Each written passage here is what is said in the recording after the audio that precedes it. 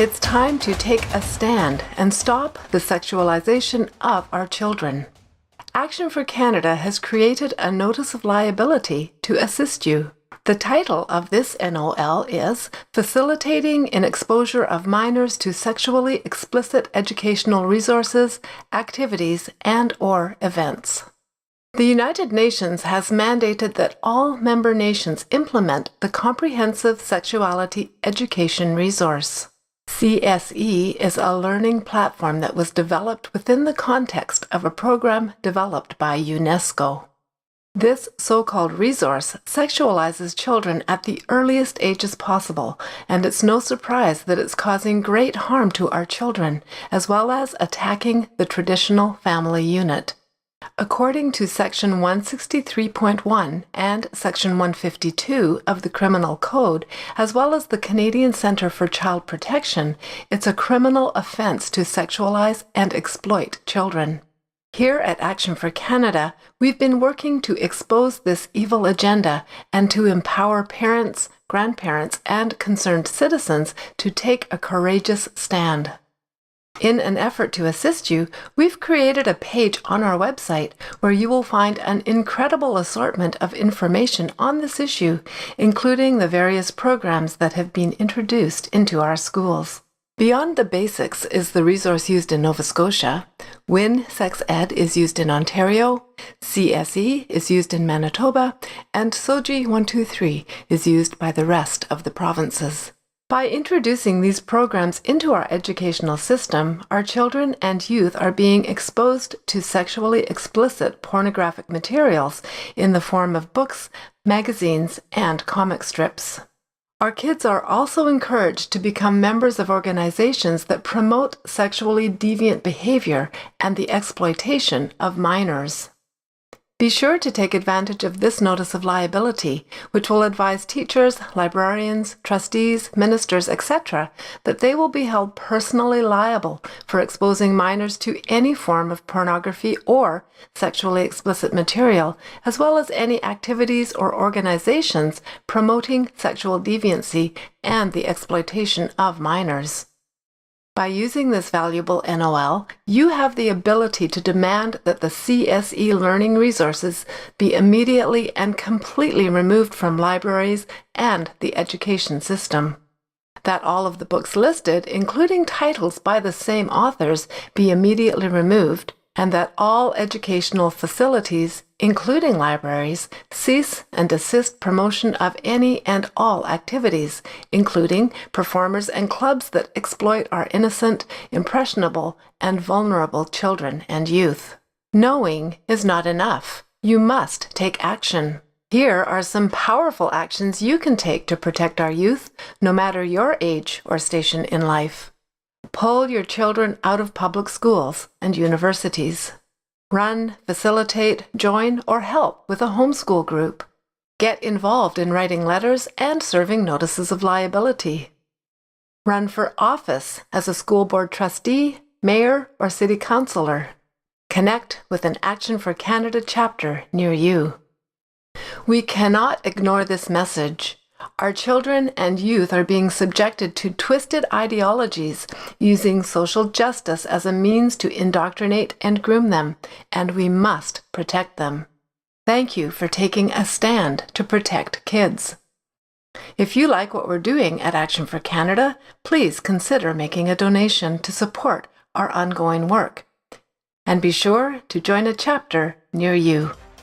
God bless you, and God bless Canada.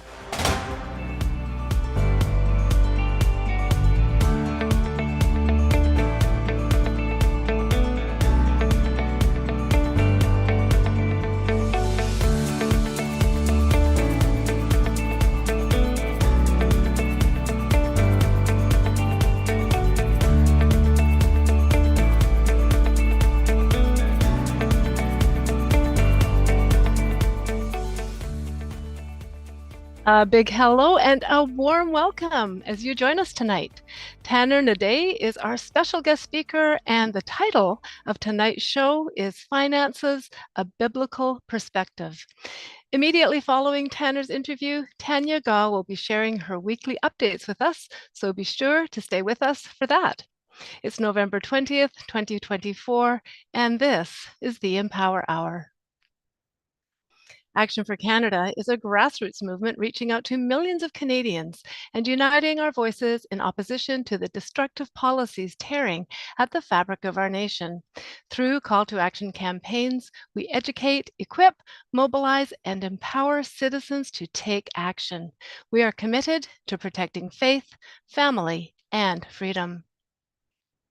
Here at Action for Canada, we're committed to providing you with relevant resources in an effort to educate, strengthen, and empower you to stand up for truth and for your rights and freedoms.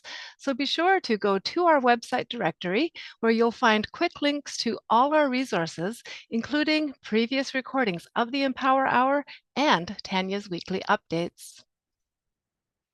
In an effort to serve you better, you may have noticed that when you sign off the Empower Hour webinar, there's a survey. We'd love it if you could take a few minutes to fill this survey out and let us know how we're doing. If you have any suggestions for improvement, or if you have any topics or guests you'd like to see featured, please be sure to fill that out as well. As always, we look forward to hearing from you. Joining us in just a few moments is Tanya Gaw, the founder and leader of Action for Canada. If you're new to the show, Tanya and the Action for Canada team are dedicated to educating and empowering Canadians to stand up for our rights and freedoms and to unite truth seekers all across this nation. Now, before Tanya comes on, I'd like to introduce tonight's guest. We are so pleased that Tanner Hnidey is joining us on tonight's Empower Hour. Tanner graduated with a degree in economics, and he's the author of 2 books, True Christianity, published in 2020, and Kingdom of Cain, Escape the Insanity of Progressivism, published in January 2024. Tanner is a powerful and knowledgeable speaker who unapologetically and passionately defends conservative values, common sense, and Christianity. He's a frequent guest on numerous television shows and podcasts, and he also has his own website and podcast. Tonight, we're eagerly looking forward to Tanner's presentation on finances from a biblical perspective. Will you all please help me welcome Tanner Hnidey. Welcome, Tanner. We're so pleased you can join us on the Empower Hour. Hi, thank you so much for having me.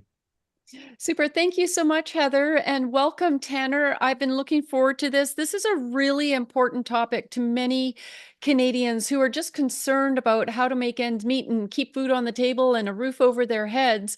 And so I'm very interested in hearing your presentation tonight. So thank you for taking the time out of your busy schedule to join us. Oh, my pleasure. My pleasure. Thank you so much. All right. Well, what we'll do is we're just going to get straight at it. I'm going to ask our viewers that if you have questions for Tanner, you need to join us, register on the Zoom and join us in Zoom.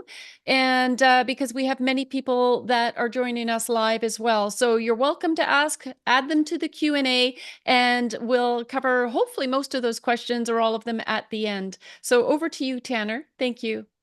Perfect. Thank you so much. Well, as I mentioned before, it's my pleasure to be with you all here tonight. It's my pleasure to be presenting on this so critical a topic, especially as everyone knows, our government is increasingly intent on, destroying our finances. But before I get going, just in case anyone doesn't know me, as mentioned, my name is Tanner Hnidey. I graduated with a degree in economics from the University of Calgary a couple of years ago now, and since then I've been traveling across Alberta talking about various economic issues that are facing our nation, our provinces, and our nation as a whole. And I try to approach these issues from a biblical perspective, from the lens of Jesus Christ, to better understand exactly how we're supposed to counter the attacks that our federal government levies against all of us as often as they can. So for tonight's topic, this discussion on finances from a biblical perspective, I'm actually going to look at it from an unorthodox perspective, especially as an economist. What I mean to say is, most economists would tell you, if you want to be financially secure, just make as much money as you can and don't spend more than you have. And that's true. I wish our government would understand it. I wish they wouldn't spend so much money. I wish they wouldn't spend more than what they receive every year, but of course they do so. That is sound principle advice, just simply don't spend more than what you have, correct? But we have a larger problem that we're trying to deal with, and everyone knows it, right? The larger problem that we're trying to deal with is that government is actively working to control Canadian citizens using finances, using money, using goods and services, and so on. Years ago, C.S. Lewis wrote a paper called Willing Slaves of the Welfare State. If you haven't read it, I think you ought to. It's a wonderful, brilliant paper, Willing Slaves of the Welfare State. And in it, he describes the true power, the true nature of government and the way it controls its citizens. And I think it's very applicable today. As a short summary, the paper is written as so. Lewis says, you look at all of these individuals in society. Let's take us here in Canada. You look at all of these people here in Canada. And we might think that if government wanted to control us, right, they would send tanks through the cities, and they would send soldiers through the cities, and they would lock down the entire nation that has a certain meaning to all of us. They would do all of these things that are Orwellian and dangerous, and in some sense they could do so. But if they try to do that long enough, and if the people have enjoyed freedom for a strong enough amount of time, it will lead to rebellion. And so Lewis says there is a more effective way at controlling a nation. And of course, the way he argues is the most effective way to control a nation is by using finances, is by making Canadian citizens dependent on the federal government to meet their daily bread. You look at when the government exercised the strongest amount of power over, during the lockdowns and the convoy. You look at when people were most scared, it was when government locked us out of our bank accounts. That's when people, were unbelievably scared, and rightfully so. Have to pay their bills, have to pay their mortgages, have to pay for this, that, and the other thing, but they can't access their accounts where their money is. Well, what are they supposed to do in their mind, except, of course, bow to government? And so the premises of the thesis of our talk for tonight is this. Government controls individuals in society. It controls Canadian citizens in large part by making us dependent on them for our goods and services that we need. Government controls Canadian citizens by making as many Canadian citizens as possible dependent on the federal government. That's true for housing, that's true for food, that's true for dental, that's true for healthcare, that's true for all of these necessary services that you and I need in order to survive. Now, it used to be that it was just government, that tried to control citizens, or at least had this control. But I'm noticing more and more, of course, that big business is exercising this control as well. You and I can see it. Look at the food markets and look at how much junk is put, straight garbage is put into our food by a few unbelievably powerful companies, right? So not only do we have to worry about government controlling us through finances and through our goods and services and the control of that, we have to worry about a few big businesses, like an oligarchy, doing the same. It's as though they and government work together, and make no mistake, they do work together. So how are we going to solve this problem? If we have these powerful organizations trying to, and in many cases very successfully, controlling individuals in the nation by controlling the goods and the services that flow into and are consumed by that nation, be it money, food, healthcare, schooling, and so on, how are we supposed to combat that? Well, the Economist would say the way you combat it is by opening up the free market. And you allow as much competition into society as possible. If you have one supplier of natural gas in this cold climate, obviously that supplier can charge whatever he wants for natural gas because we need it to live, right? If wood isn't available, if propane isn't available, if oil isn't available, if in-floor heat isn't available, and so on, the man who supplies us natural gas can charge what he wishes. Now, that's bad enough. But then when you add more suppliers into the market, you take away some of that power from the natural gas man. You say, actually, you can't charge what you want, because if you try to charge these exorbitant rates for natural gas, we'll just go to the competitor down the street. And so if properly separated, those suppliers of natural gas will engage in competition, and they will gradually, or the prices of natural gas gradually will be lowered. That's a good thing. And that's the way the market is supposed to work. But in our society, the markets aren't really working like that, are they? No. Instead, again, you have massive businesses, massive corporations working together with government to see that competition is totally snuffed out of the market, right? They are working their hardest to see that a few companies control the bulk of the goods and services that our society needs. And that is what's happening, right? It's becoming clearer and clearer. Small businesses being pushed out. They can't handle the high taxes. They can't handle the ridiculous restrictions put on them by the federal or even provincial governments for that matter. They can't handle the unfair rules and regulations that are given to them compared to big business. You know, Costco could stay open. Small business couldn't over the last few years. It's unbelievable. And so that competition is being, crushed. And along with it, of course, our finances. We're becoming poorer and poorer, and it's more and more difficult to make ends meet. So even though theoretically the free market ought to work, and if the free market was really working freely, it would work, we're not in that situation right now. Government is a brutal hydra. It's a massive machine that crushes the market from all sides. Well, okay, so then perhaps we could become self-sufficient.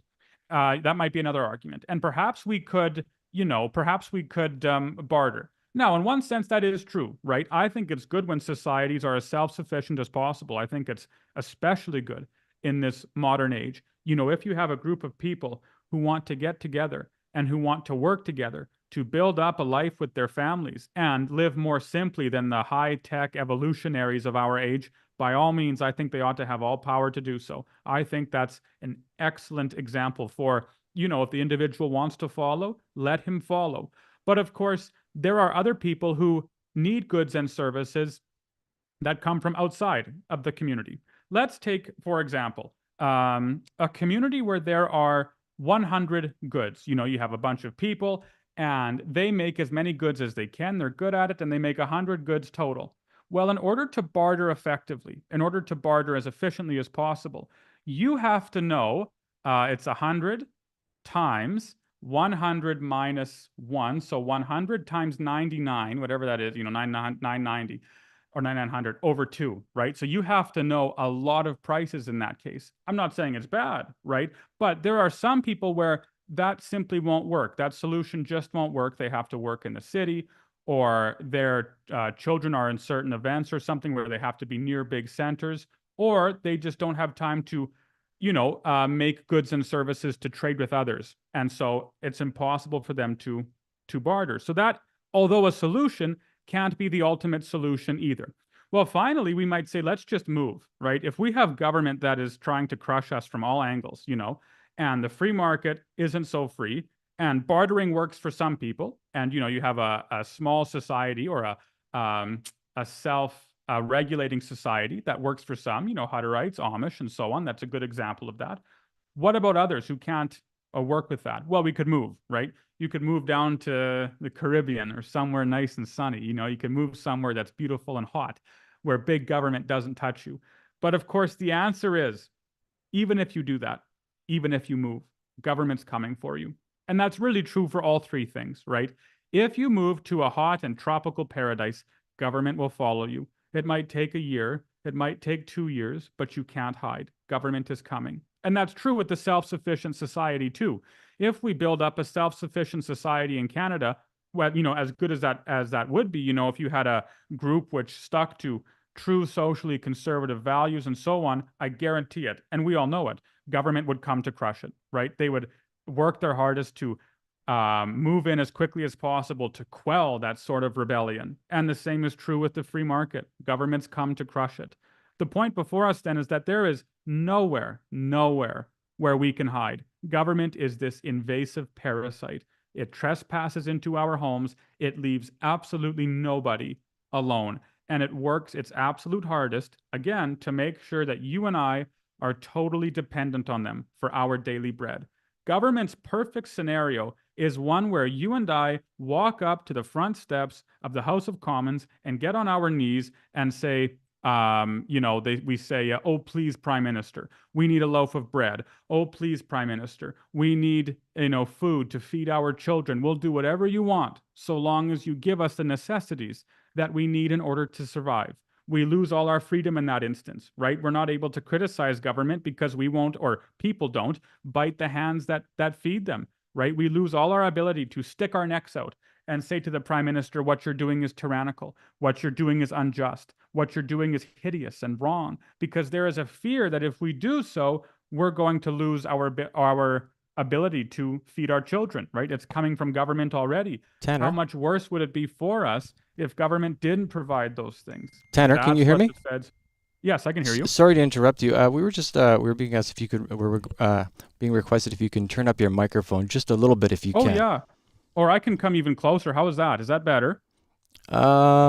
Maybe you tell me. I think it Can might you be hear me okay. well? Yeah, if you can turn it up on your microphone end and then go closer, we'll be extra sure. okay. That would be great. Sorry to interrupt you. Oh no, that's fine. No, as long okay, let's try that. Yeah. Perfect. And you know what? Yeah, if not, I can switch to my computer microphone too. But Okay. I'll Thank hold you. this real close. So anyways, you have this issue where government wants us dependent. And we've tried all these solutions. Ultimately, they don't work, right? Even if you make your own cash, which is, again, a good idea. I think the cash in Canada right now is abysmal. The value is next to nothing.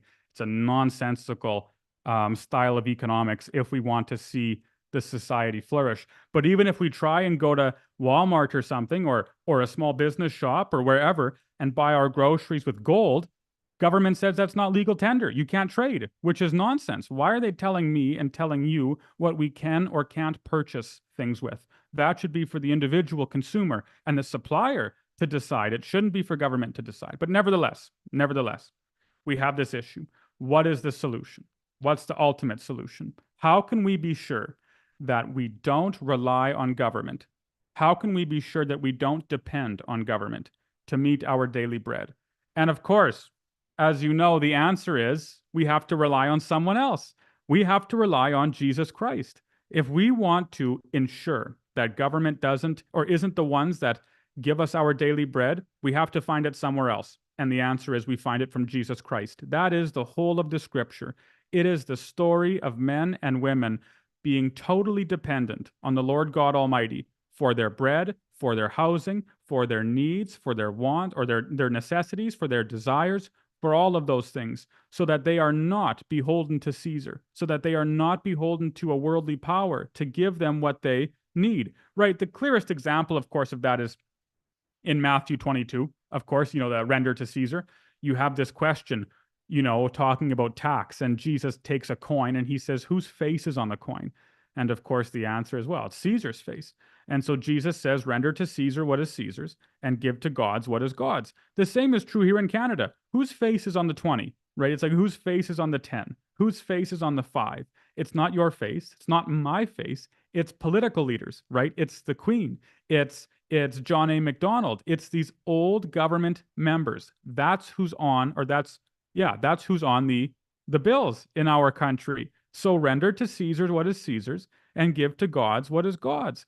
We'll say of our cash and so on, government prints it, it's worthless, but fine. Let government, let them do what they want. It's foolish, but from government is not where we get our daily bread.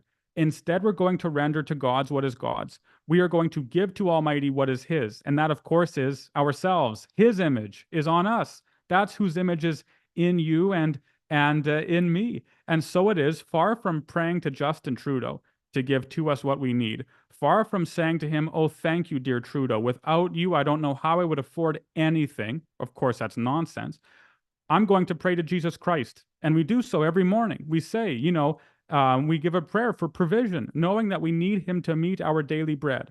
And it's when we rely on the Lord Jesus for our provision that we get to see these wonderful miracles take place, in which we thought we wouldn't be provided for. Suddenly we are provided for. Who knows how it might happen, but it will happen. Christ is faithful and true. He keeps His promises, right? If you've never read the story of George Mueller, you have to. Mueller lived in the same era as Spurgeon, in England, and he ran these orphanages. And his prayers and how his prayers were answered were so magnificent and marvelous, right? They can hardly be uttered. It's so incredible how, for example, one day Mueller has no idea how he's going to feed these hundreds of children in his orphanage, but he sits down with the children at breakfast and he thanks God for giving them their daily bread, even though they have no bread. And wouldn't you know it, the moment that the prayer is uttered and finished, a man shows up at the door with milk and a man shows up at the door with bread. It's incredible to see how these prayers are answered. And I am convinced that if we prayed more than we do, if we were more faithful to pray and to rely on the Lord Jesus than what we are right now, if we weren't so fast to try and rely on ourselves and on our money, right, on hoping that the dollar is better tomorrow than what it is today, we would live far less stressful lives, than what we otherwise might live. Now, all that to say, I'm not saying that we shouldn't fight for financial security and financial common sense. Absolutely. But there is a difference between you and I as Christians fighting for financial common sense and financial security, and a non-Christian fighting for financial common sense and financial security.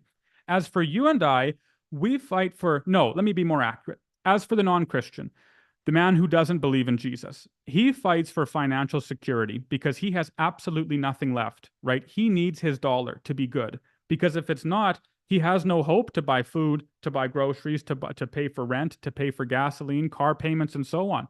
What's he going to do? Who is he going to rely on? He has to put all his faith in himself, all his faith in that massive machine in Ottawa, printing the most exorbitant amounts of money every single day. And if he loses that faith, he's got nothing left. And so he fights for financial security in order to be saved.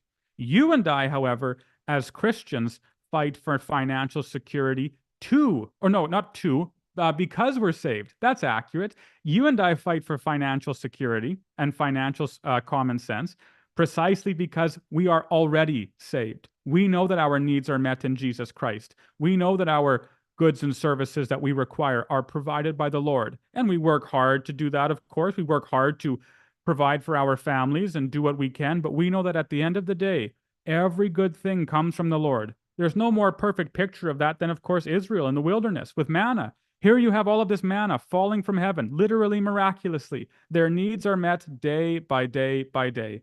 So too it's true with the Christian. Thus, what's the answer to our problem? How do we ensure that we don't rely on government to meet our daily bread and so become beholden to government as they want us to be beholden to them? The answer is to put our faith in Jesus Christ, and only Jesus Christ, and no one but Jesus Christ. It's by doing that that we free ourselves from the powers and the influence of government, and so we're allowed to criticize them.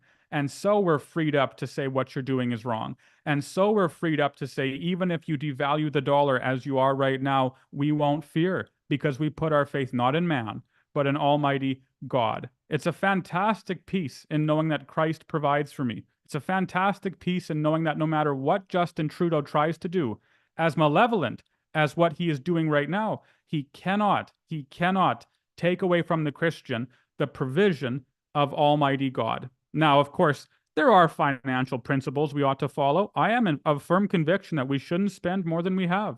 That sounds simple, but when you think about it, it's profound in this society that's always encouraged to go into debt and to spend and spend and spend as much as you can, and to buy the biggest home, and to buy the nicest car, and to buy the very best food. It's like, perhaps, as tough as it might be, it's better to not spend absolutely every cent we have and to instead be very careful with our finances. Let's be frugal. Do I want a gold standard instead of a fiat currency? Oh, absolutely I do. Right? Manifestly, yes. The difference is stunning when you look at the rationality behind the gold standard compared to a fiat currency. But of course, government isn't going to go for that, not yet anyway, because they love the power that the fiat currency holds over them. What about banks? Is it better to put money in metals and silver and gold and so on? No, I'm very careful to not provide financial advice. But biblically, it talks a lot about proper investing techniques and, having gold and silver. And if you look at historical trends, gold is clear that it seems to be, a hedge, a sort of hedge anyway, against inflation in the long run. And so we have all of these little things that we can do. Really, the principle is, act as common sense as possible. That's the simple principle of finances that we can do to try and mitigate the destruction that Trudeau's economics causes. But when all is said and done, unless we put our faith in Jesus Christ, all of it is lost. Even if we do well financially, throughout our lives, and we're financially secure. At the end of it all, we can't take that money anywhere. That money stays. That's a good portion of the Ecclesiastes. I had it written out, I didn't read it, but the Ecclesiastes are clear. Here is Solomon, who is literally a trillionaire, right? The king is a trillionaire. And at the end of it, he says, all of it's like smoke. It's like vanity. He says, so what? What of it? I had all of this money, and at the end of the day, I couldn't take it, right? So faith in the Lord is what's first. Faith in Jesus Christ is what's first. And after that, a peace follows, which cannot be described, so that no matter what Trudeau tries to do financially, we know that we're secure by in the resurrected Lord. So that's my presentation. It's a bit more unorthodox, but if you have any questions, I would be so excited to hear any and do my best to answer them. Well, thank you so much, Tanner. I was writing pages of little notes here and going, yes, I agree. Yes, I agree, walking along. But, how would you respond to people, to our viewers right now who aren't believers and may be struggling and thinking, I don't understand the concept of faith solving my financial problems? Is there a way that you could elaborate a little bit on that? I think I could probably give an example as well. I've told my viewers before, I went through 20 years of really difficult times. It was a real season as the Lord was honing me down and getting me to focus completely on Him. Because growing up, I was a pleaser. I wanted everybody around me to be happy. I was always extremely responsible with my money. When I was younger, I have a twin brother and older sister, and they'd borrow money from me. But it was more for the fact that I lived within my means. I was stressed with debt. And so I would save in order to purchase something and, I've used those principles throughout my life. But you are right when you're saying that what we have been inundated with, not only with COVID, is this military psychological threat towards our thinking. I guess you could say psychological manipulation in it's all about you, right? Yes. And you Yes. deserve to have this, you deserve to have that. And as my son and my daughter-in-law, they've just had their first baby in February. They're living in a little one bedroom because of the cost of things, and they've chosen that because it would cost double what they're paying to move to a 2-bedroom. And I think about my mom and dad when they had my brother and my sister and I. We were in the same room until I would think I was 4 and my sister was 6, somewhere in there, before they built a house. And so it wasn't uncommon for parents to hunker down and for kids to live in close confined, quarters with their siblings. And we have become so used to some sort of extravagance that now that we're being hit with these hard times, a lot of people don't know the concept of living within their means. They're battling it. Well, I'll just put more on my credit card. And if you could think about the 20+% that you pay on a credit card and the interest, and how they could just begin to manage those funds and bring it back under control. I liked what you said, about thinking about what you have in food. You don't need that boat. You can have, a car that is reasonable, that fits you all, where you can go where you need to go. But that's not what the media and the government have been selling us for a very long time. Yes, that's exactly right. As to the first question, that's a wonderful one. How is faith going to help my financial crisis? Now, we're careful to say, to be careful not to say, that the gospel is a prosperity gospel. It's not as though a man believes in Jesus and all of a sudden millions of dollars are going to rain down on him, right? If that were true, the disciples would have been billionaires and Paul wouldn't have been poor. Jesus was poor, so it's that style of thinking is nonsense. No, what I meant to convey was, if you don't have Jesus Christ, you have to put your hope and faith in something else. And very often that hope and faith comes in the form of money. If I have a lot of money, people say, then I'll be secure. This is not my assumption. This is what the Revelation writes. Jesus is talking to the churches, and he says, you say, the church, I am rich. I've acquired great wealth and I do not need a thing. That's what the scripture says. It's in Revelation 3:15-17.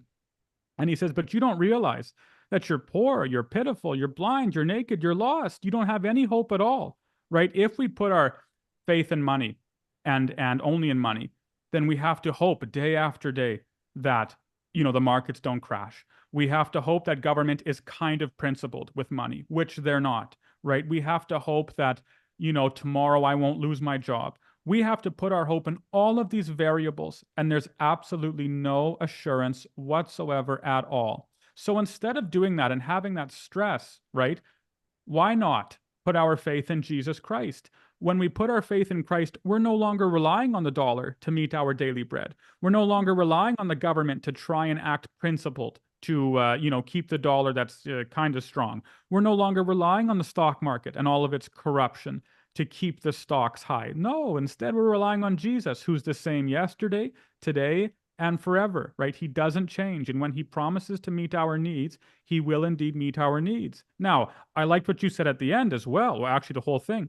That doesn't mean that Christ is going to give you the boat and the biggest house and, the rich, expensive caviar and ribeye every single meal. No, quite the contrary. Not necessarily the contrary, but that's never promised to the Christian. Instead, right, it's Christ is going to provide for you. And it might be manna, or it might be something else, but he is going to provide. He hasn't failed his people, and he will not fail them. So in the case of your grandchild, who's more free? The man who puts all of his faith in money and lives in a great mansion, or a family who puts their faith in Jesus Christ and maybe lives in a smaller home, right?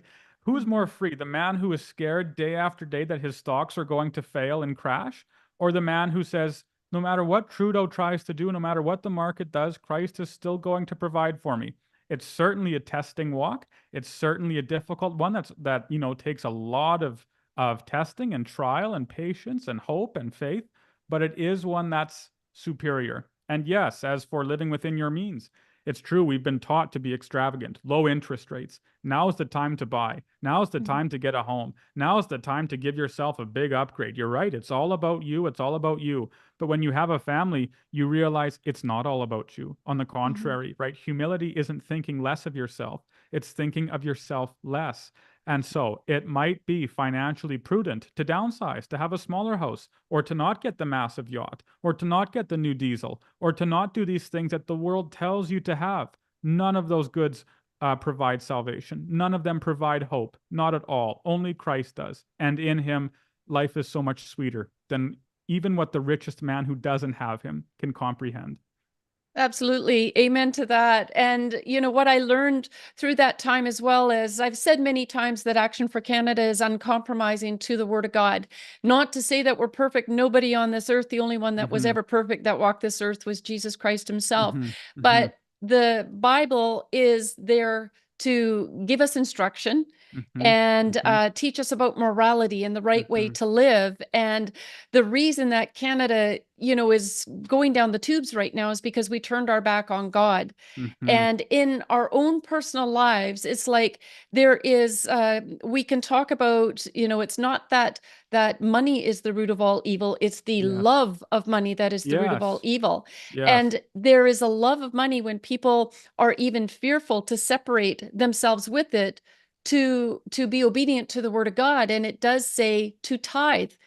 And I remember there would be sermons on tithing, which they recommend at 10% of your income, and to be generous, but with a faithful heart, not begrudging and but just in faith. And so people were barely making ends meet, and they decided to tithe 10% faithfully.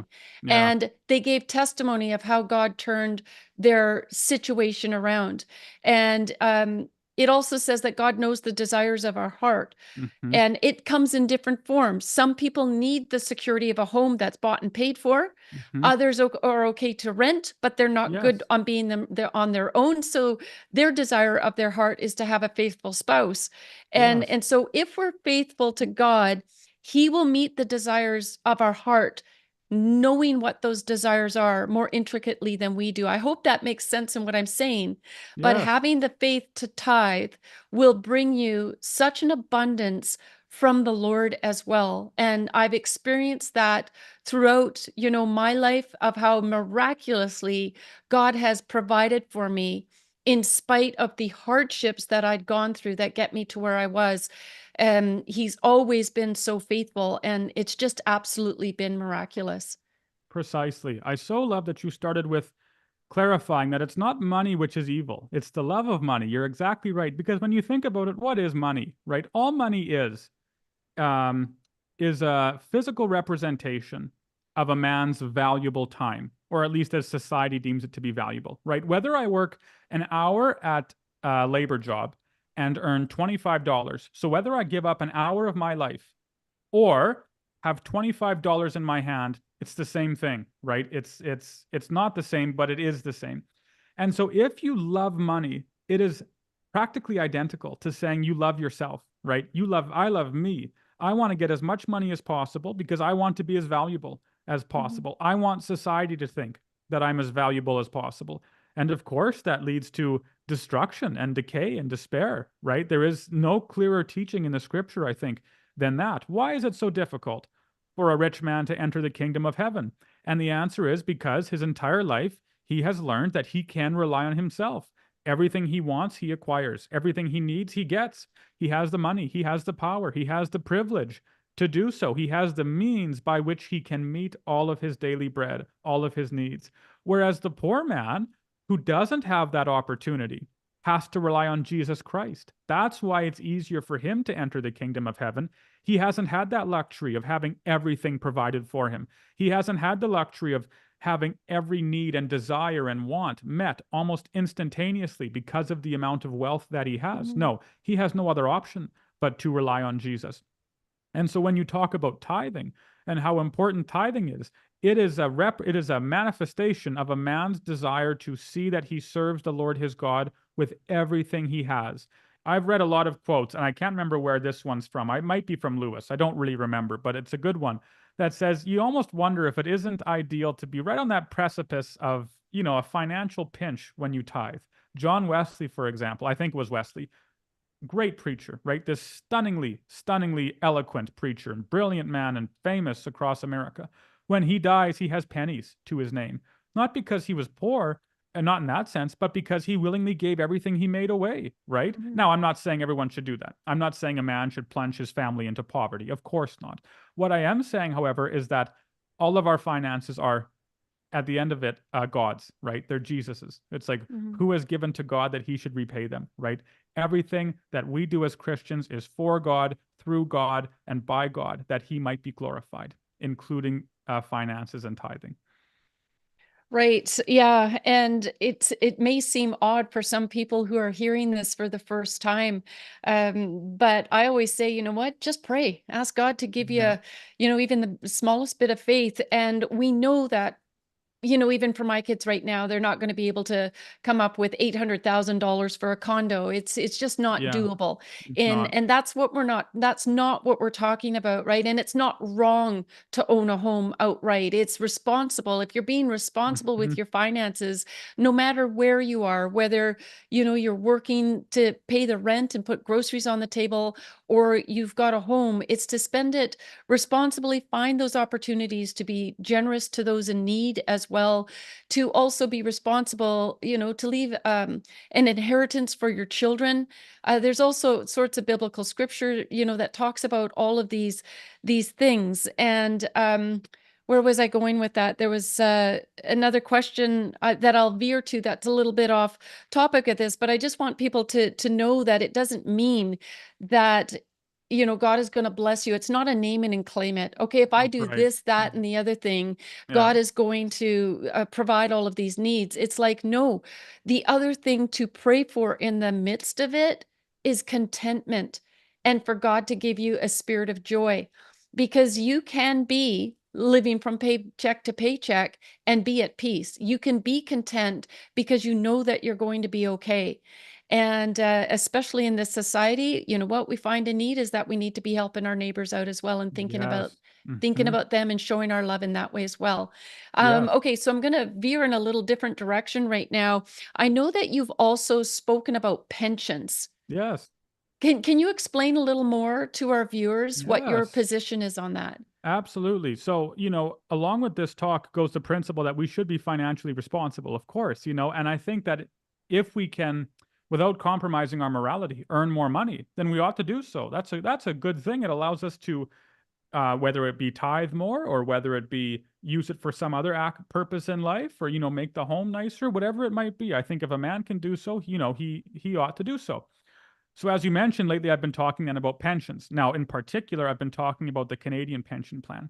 And what part of what we're trying to do, this group that I speak with, or town halls that I go to, is expose just how government uses programs like the Canadian pension plan to, wouldn't you know it, make people financially responsible on the government so that they have to put all of their hope and faith in the government. It might not even be true that the government provides a service that is that excellent or provides that much money. As long as they can convince the citizen that without them, without the government, they'd be broke and destitute, then people will follow them abundantly. And that's what we find. When I talk about the Canadian pension plan, we'll say, for example, that it's a bloated piece of bureaucracy, which is true. Then, well, people will stand up in response and they'll say, no, I need that pension to live. If I don't have that pension, right? If I don't have that Canadian pension every month, I'm going to go stone broke. So then here's our reply. You think about how much you paid into that pension over your life, which is a lot of money, or over your working life. And you think about what you're receiving from that pension now. Ask yourself the question, is it really that fair of a pension? Is government really servicing you that well? When you think that the average rates of return for the individual pensioner on his or her Canadian pension plan is about 2.5 or 3%, and that's all, it doesn't sound like a very good investment to me.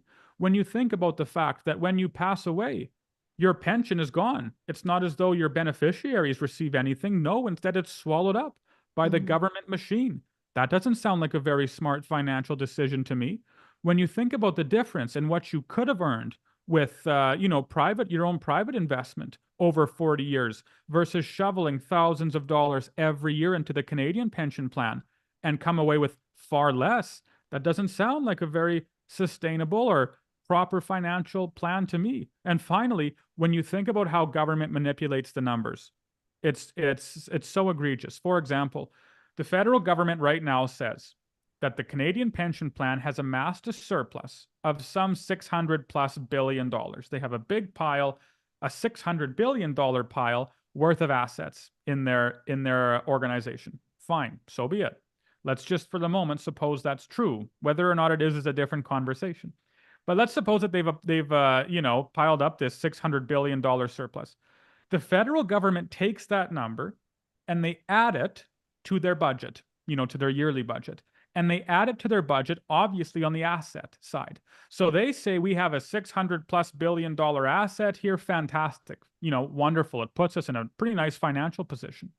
But notice, government does not, as it puts that number on the asset side, add the correlating liability that comes with the $600 billion asset. What I mean to say is the CPP has built up that asset to be used to pay you and me when we retire down the line. That's what that big pile is there for. It cannot be used, at least officially, for general government business. So then why wouldn't government put that in the budget? Why wouldn't they say we have a $600 billion asset? Oh, but look, we also have a $600 billion liability with the CPP, because that big pile of money must be used for pensions and pensioners. If they did that, however, their books would look so much worse than what they do right now, right? The difference is astronomical. So instead, government lies, they mislead us, and they say lots of money, without showing us the correlating liability. It's very, very deceptive. And I think it's so wrong, right? It's such a lie to the Canadian people, and it keeps them in this state of thinking that unless government is here to save us, we're hooped, we're broke, we're poor, we have no money, and we're unable to feed ourselves. It's not true. It's a lie that's been fed to us by government. Yeah, and ongoing, I know my uncle, oh, you can't imagine somebody that worked harder than my Uncle Ed. He passed away this year. He was like a father to me, and I learned so much from him. But when he was younger, they went through the war. He Yeah. would go out in the fields and work so hard and labor so hard all day. He was in a terrible motorcycle accident where he had one leg shorter than the other. They had actually set him aside when he was a teenager because they later, actually early 20s, because they thought that he was just going to die. But he ended up living. And so he brought that injury with him when he came to Canada, and he never let anything slow him down. So he ended up working for Safeway in the milk plant. He put in every overtime hour that he could, and he built up his pension. And when it came time to retire, his pension was cut back and cut back and cut back. And Safeway had turned it over to, I want to say it was Loblaws, but I don't know if that's correct. And I remember him and his friends being in this situation, and they'd handed it over to the unions, and the unions had mismanaged it. But I 100% believe that fraud had taken place, and the unions had taken a great deal of those funds. And I was trying to find a lawyer for these gentlemen, and I just couldn't find one that would take it on. He says the unions have so much money, and they will fight this, and there will be no pension left whatsoever. So it's so corrupt. And they were told it was in a secure pension. There is no way there should have been any risk on this pension. So what would you recommend that people who are paying into a pension right now, can they opt out of pensions, or is this something we should be working towards in getting legislation? Because I think the same advice could go for, I don't want to say advice because we don't give financial advice, or we could consider the role of RSPs and RIFs. I wish I'd known 30 years ago. I'd put money in RSPs for a while, but I'd taken them all out a long time ago. Had I put them in silver and gold when I was in my early 20s and just hung on to it personally or in a safe or however you want to store that, I would have been in an incredibly good situation right now. And right now, I have a relative, say, I'll give an example, $200,000 in RSPs. To take that money out, it's going to cost them nearly 50% in taxes. The government, and that's not even with an inheritance tax, which Trudeau is trying to push right now. So the goal would be get as much of your money out of your RSPs. I mean, that's something to consider, but do the research on it. We've got a page on our homepage for the for purchasing precious metals. And I've mentioned it numerous times. We've had Steve Merrill on a couple of times, and there's videos at the top of the page, but it helps to educate you on your investments. And then you can make at least a decision, a knowledgeable decision. And so that's what I would really encourage you to do, because the longer you leave them, anything that's in paper and you can't touch, who knows where this is going with the government. And when I saw what happened to my uncle's pension, I was just so angry about it. And I'm so angry to see what's happening with the RSPs right now with this family member who is in the midst of trying to take this money out. I mean, tax upon tax upon tax. It's absolutely criminal what the government is doing. It is. And you read Ecclesiastes 5, and Solomon says, don't be surprised when you see rich men and powerful men taking advantage of those with money. He's like that, or, who are trying to save up and so on. He says, that's nothing new. That's happened before. It's going to keep happening. And so it is incumbent upon us. I do believe that. It is incumbent upon us to be as responsible as we can be with our finances. It means being active in, what are our investments doing? What are you investing in? Why are you investing in that? And so on, asking those sorts of questions. With regards to the CPP, right, we can't, there's no opt out of that unless you're self-employed, or there's a rule, self-employed, or is it just self-employed? There's maybe one more exemption. I can't quite remember it, but for sure, if you're self-employed, you get to opt out of CPP. But that's about it. If you're an employee, you're paying into that pension. And so then, considering that, we have to be active in looking at what the pension is investing in and putting pressure on government or on the CPPIB, writing letters, as I know your group does, and equipping people with the information and the knowledge that they need in order to counter arguments made by that massive bureaucracy. The principle is quite simple of, being as financially, common sense, having as much financial common sense as possible. Being active and involved in what our money is doing is a good thing. We have to be careful to not let it control us, but we also have to be careful to not say, well, whatever happens, happens, I guess. That's also foolish.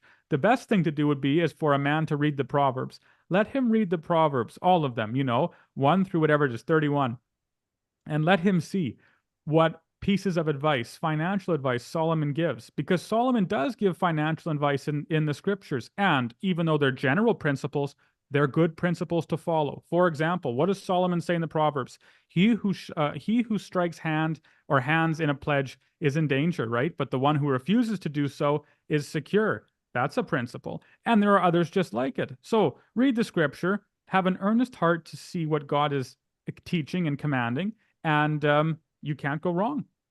Yeah, amen to that. That is just really good information, I think, that we've been able to discuss tonight, as well as in your verbal presentation that you've provided. I was just seeing if there was any questions. I know somebody's asked, have you read The Great Taking? It's funny because I've got a video open on my other computer, and I've been meaning to watch it on somebody that has it had to do with The Great Taking. I think the individual that had written it. Are you familiar with that at all? No, I'm not. No. I'll trade the individual books. There's a book on investing, well, kind of called The Richest Man in Babylon, and I know it's Babylon, but it's a very simple book to read, that talks about simple principles for being wise with money, and that principle is don't lend to foolish people. And I think it's a good principle to follow. But the Great Taking, it's called. Okay, I'll take a look into it. Yeah, myself as well. It's been on my list to dig a little more into that. And yeah, so I'm just trying to think if there's anybody that has any further questions, please submit them.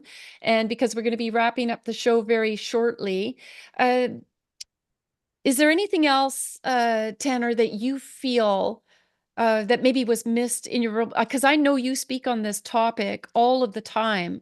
And what do you have to say? This is one thing. I was speaking recently at a church, and I said, could somebody please tell me? And it was so hilarious that this is a pastor that is teaching the word of God, that didn't shut down during the pandemic. He is informing his congregation on the sexualization of our children, on our right to the sovereignty and upholding God's laws in Canada, etc. But I said, could somebody please tell me where it says in the Bible that churches are supposed to hand out a tax receipt, when we tithe, because it's completely not scriptural. And I know that Action for Canada has chosen not to get charitable status because it would give the government too much oversight into what we're doing. And we probably would have been shut down if it was based on that. So come the end of the year, I'm looking at all of these other organizations who have given themselves over to the government and have charitable status. And we're sitting there and we're not receiving the donations at the end of the year because people want that tax receipt. And so within love in my heart, I just want to challenge you on that. That's not a godly principle. And that when you tithe or when you give, do it thoughtfully of where the Lord directs you to do that without considering anything in return, because you will get blessed beyond what you could possibly imagine if you're obedient to the Lord. And so I know the more I talk about this, pastors are really starting to, consider this aspect, and that it was really something that the government did to control what the pastors and the churches say and do. And we see that happening. Absolutely. It's just the whole principle of this little presentation. If it gives government power over you, right, then you ought to not do it. And if a man tithes to get a tax receipt, then the tithe won't be accepted by Almighty God. It will be an offense to him, right? You look at the story of the scripture, the widow who tithes a penny at the synagogue, she is not getting a tax receipt. That's not why she's doing it. And that's what makes it so pleasing to Almighty, right? If you tithe to him, that you might be in a better financial position after than what you were before, it isn't one that's accepted, right? That's where the Pharisees got everything wrong. They were convinced about the outside. How do I look doing it outside? How much money am I giving that people can see? That's not what God's concerned about. He wants to know the heart. What is the heart like? Why are you tithing? Are you tithing hoping to get rich? Are you tithing hoping to get that tax receipt? Are you tithing hoping to get some benefit from it, whatever it might be? Then you're not tithing properly. It has to be with a humble heart that says this money is God's. It's always been God's. And this is my pledge or my demonstration that I want to serve him in this particular way. The time which I've used to work and earn money is really God's time. He's given it to me, and so I'm giving it back to him. That's the purpose of tithing. And it's a step of faith for some. Take that step of Yes. faith. You won't regret it. Okay, a couple Mhm. of questions came in. Moira has asked, what is your take on TSFAs? Oh, well, let me be careful. I don't want to say they're good or bad just because they're lots of financial things like this are tailored to the individual, you know. And I have to be honest, you know, we have to be careful to not lump every single financial planner and friend into a basket of they all want big government. You know, now that's true for a lot of them. And a lot of planners, just like every other job and career and so on, do want bigger government and can be very foolish.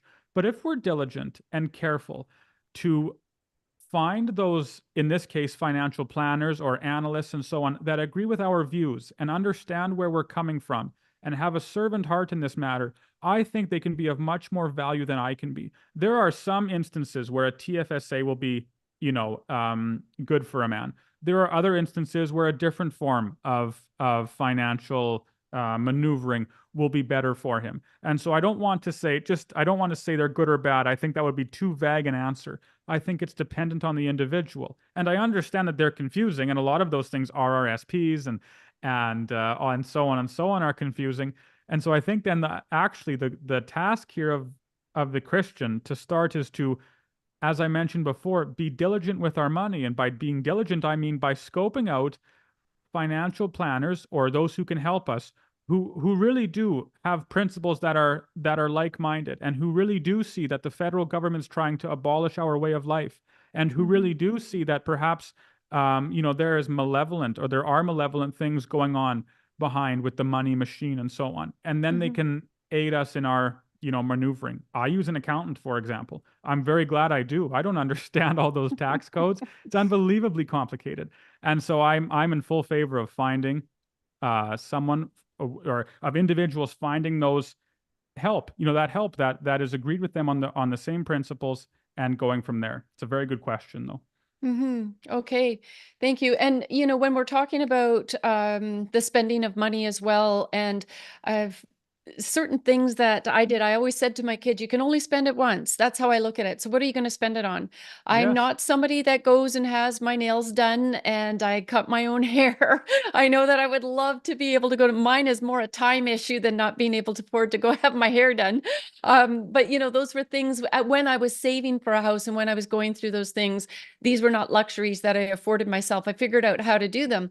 And even nowadays, we've got Marketplace. You can buy the most amazing things. If you got a baby, children going up, for your home, it's a wonderful way to reuse items and have nice things in your home. Just because you have a lower income doesn't mean you need to be poor in the sense. So if you are wise, if I wasn't doing all of this, that is actually one of the things I would have loved to have created a business, is helping people who had a lower income have nice things in their homes so that it would be their castle of another sense, right? And Yes. having a budget doing it. I would have loved to have done that. Mhm. So, okay. So it says somebody that Moira still asked also, how about trading accounts? Trading Oh. accounts. Any advice on that? Well, I think it's almost the same answer, even with trading itself and so on. Just take a look at big trading first. Government watches that, right? Of course they watch that. But for a lot of individuals, especially it seems younger individuals too, their own personal trading accounts seem to be doing very well. It seems to not be so, there just isn't a middleman, which is nice. It is nice in that sense, right? We like it when things are efficient, and it seems to be far more efficient to open up a trading account on your own if you're able to do it and go from there, compared to having 16 different analysts look at your accounts and then take a lot of money out of them to pay for their services and so on. So again, it's, I feel like these answers are generalizations, and I'm sorry about that, but I think it's wisest to say it really does depend on the individual. That's what's tricky about finances. The command of Jesus to love the Lord your God applies to everyone. No doubt about that. That's clear and present. But as for finances, your position is different than mine, and your skill set is different than mine, and the time you have available is different than mine. And so it leads to variables in the market and in your own home, which force you to make these independent individual decisions, which is why I think it's so daunting for a lot of people. It's hard to say, what am I supposed to do when things are so confusing? And it's not as though we can just look to everyone else and see what they're doing. It doesn't quite work like that. No, So, and yes. yeah, and then just to emphasize as well, I know there's some questions here asking for some very specific answers, but we can't give you financial advice No, yes. without knowing anybody's situation. So these are sort of vague answers, maybe to help you go in a direction, but you really need to either get in touch with a financial advisor, watch the videos that we've provided on Action for Canada's page to help you make some decisions based on the fiat dollar, that's cash, is sort of collapsing here in Canada. On my weekly news update, which is coming up next, the Scotia Bank in Nova Scotia, I've heard it in a couple of places, it's not all of the Scotia banks, but in some of their areas, have stated that they're not going to be dealing in cash anymore. Literally, there will be no over-the-counter cash. If you want it, you'll need to go to the bank machine or the bank at such and such address down the road. That's just trying it out. That's the start. So moving your money, buying silver or gold, these are things you have to investigate and explore. The final question that I'll look at right now is, I don't know a whole lot about Bitcoin. Do you happen to know about that, Tanner? A little bit, yes, I do. Do you want to add your 2 cents, so to speak, Well, before we? yeah, Bitcoin is just it's a neat principle in which the currency is the ledger. So, when you work with financials, you make a ledger, right, of how your financials are flowing in and out. With Bitcoin, the currency is the ledger, which is it's a strange idea, but that's how it works.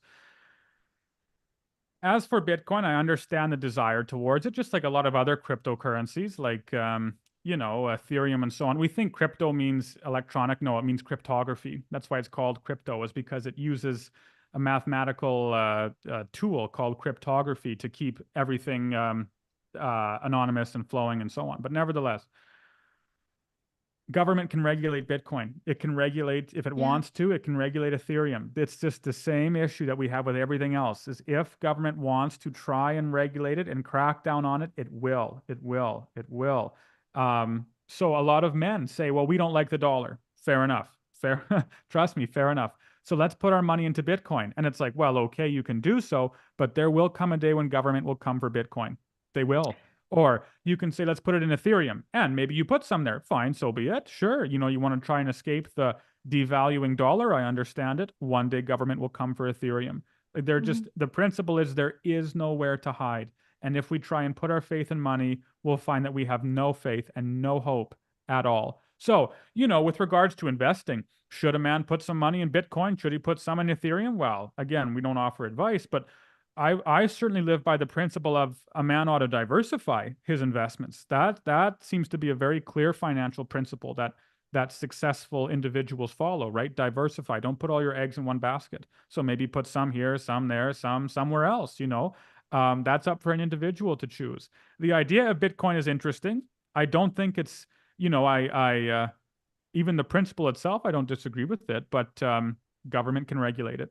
Government can regulate it and use it for nefarious purposes, just like anything else. I was thinking about how with in the United States, with the transition to a new president, they are against the CBDCs. I think senators have already voted that down in the process of saying that's not going to happen in the United States. I think Florida has already taken steps. And with that, they're going to look for whatever other electronic means there is of taking people's finances. I think that anything that is electronic or on the great web is not secure. And I've always heard that if you can't touch it, you don't own it, nearly. And so that's where people go with gold or silver and investing in these type of things. And as well, as you mentioned earlier in your presentation about trade, people have previously said, you know what, buy alcohol, buy cigarettes. These are things that you would be able to trade if it came to a point where there was a major recession or you couldn't get into your bank accounts. But, if there's bank bail-ins, I keep mentioning it. The government has a bank bail in the budget, which means it's not a bank bailout. They don't bail out the bank. They bail into your accounts, to your investments, to your box, your what's the box called again? The your safety deposit box, and they can remove all of your assets. And they say that your insurance will cover it up to 100,000. But if they do this to banks across, if this happens with banks across Canada, there isn't enough with the, I'm sorry, I don't remember the acronym for the insurance that backs the banks in order to pay everybody in Canada what the government would be taking out. And so it's just a system. It's not a scare tactic to tell you this is to educate you. It's to advise you and to take steps to, as Tanner said, diversify. Don't have all your eggs in one basket. Have a little bit of money in the bank. Have, an investment somewhere. I said that was the last question, but Lydia had really been pressing, I see here in the chat. Tanner, someone mentions gold coins that have a monetary value to avoid, example, gold coin in Canada has EV $20 value. Does that make sense to you? To buy gold coins in the ounce without a monetary value? Maybe, yeah. I mean, I'm not against buying gold if that's what the question is. I have no whatever's against buying gold. What I meant to convey was the government says I can't go to a store right now. I can't go to Home Hardware here, or I can't go to a mom and pop store and pay for goods and services with a gold coin that isn't minted by the Bank of Canada. That they have a rule about that. I think that's nonsense. And, it's like, why can't I pay for something with the currency that I want to use? If I want to pay for my groceries with a thing of silver, and if the supplier says, oh yeah, we'll take silver here for payment, you bet. Why shouldn't I be allowed to do so? And of course, government will give some reason about efficiency or some other nonsense. It's just to keep us all on that fiat currency. So someone mentions gold coins have a monetary value to avoid. Gold coin, yeah, I don't know if that means that, this is a gold coin worth $20. If it really is a gold coin, it's worth much more than $20. Yeah. That's certain. Yeah, the principle is, it's simple. Yeah, I have gold backs. I've heard that. Money with gold in them. I've heard that as a principle. They're putting gold inside the bills to make them a gold bill. The problem with that is right now it costs more money to make the gold back than what the gold back is worth. And so they have to figure out that problem. Yeah, it's but Okay. just the principle stays the same. Be as wise as you can with your money, and Canada's dollar is not worth very much. I think that's important to remember. It's scary. I said last week I had the report that it's worth $1.76. Like that's what's on a dollar right now. Is Canadians have $1.76 on a dollar. And so Lydia, just as well, if you want to go to our precious metals page, at the top are 2 videos from Steve, and he actually covers the question that you're asking in one of those videos. So on that, Tanner, I just want to thank you so much. That was an interesting show tonight. I think very informative and educational. We need to talk again because I'm already planning January, and I want to go into the new year helping people know how to save, and so have some points on that. So maybe you could come back and we could have another conversation and help people start out the new year right. It might be it might include cutting up your credit card, people. Wouldn't that be something? Oh yeah, we'll have to chat. You bet. That'd be so much fun. Who knows where this is going to go? All right. Okay. Thank you so much. God bless you. Thanks a bunch. You too. Awesome. All right. Well, thank you, everyone. I hope that tomorrow when we post this in Power Hour, you're going to show it far and wide. We are being censored terribly, and I think this is really critical information and that it's helpful to individuals who are struggling and in need of some direction. So thanks for joining us on the Empower Hour. We're going to go straight into the weekly news update next.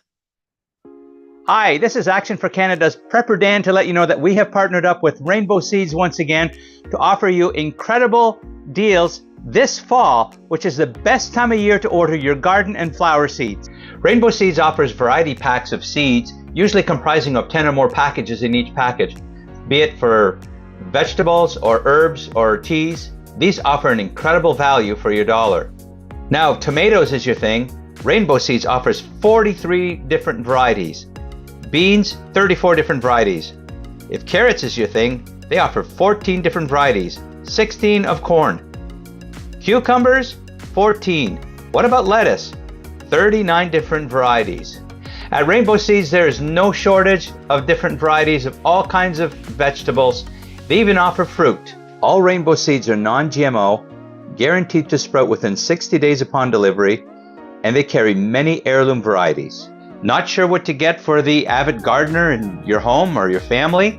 Gift certificates are available in the amounts of $10, $25, or $50. But that's not all. Free shipping is available on all orders over $50 anywhere in the USA or Canada. But there's more. Enter the code ACTION20 in the coupon box at checkout and get 20% off your total order. What a deal! Now is the time to get those perfect gifts that keeps on giving for the next year. Find Rainbow Seed online at rainbowseed.ca, or you can find them at Rainbow Seeds New Brunswick on Facebook. Now's the time to prepare for your growing season next year and get rid of the winter blues before they even come. And on that note, happy shopping and happy gardening.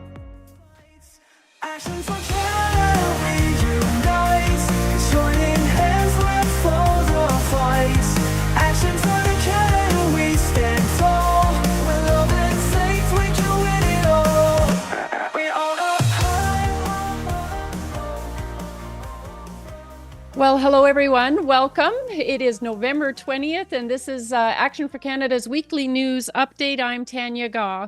I am so excited because I'm going to have some really good news updates tonight, some really good wins, and a lot of them I'm excited as well because Action for Canada has been key in some of these wins, and that's what our teams are working so hard on across the nation.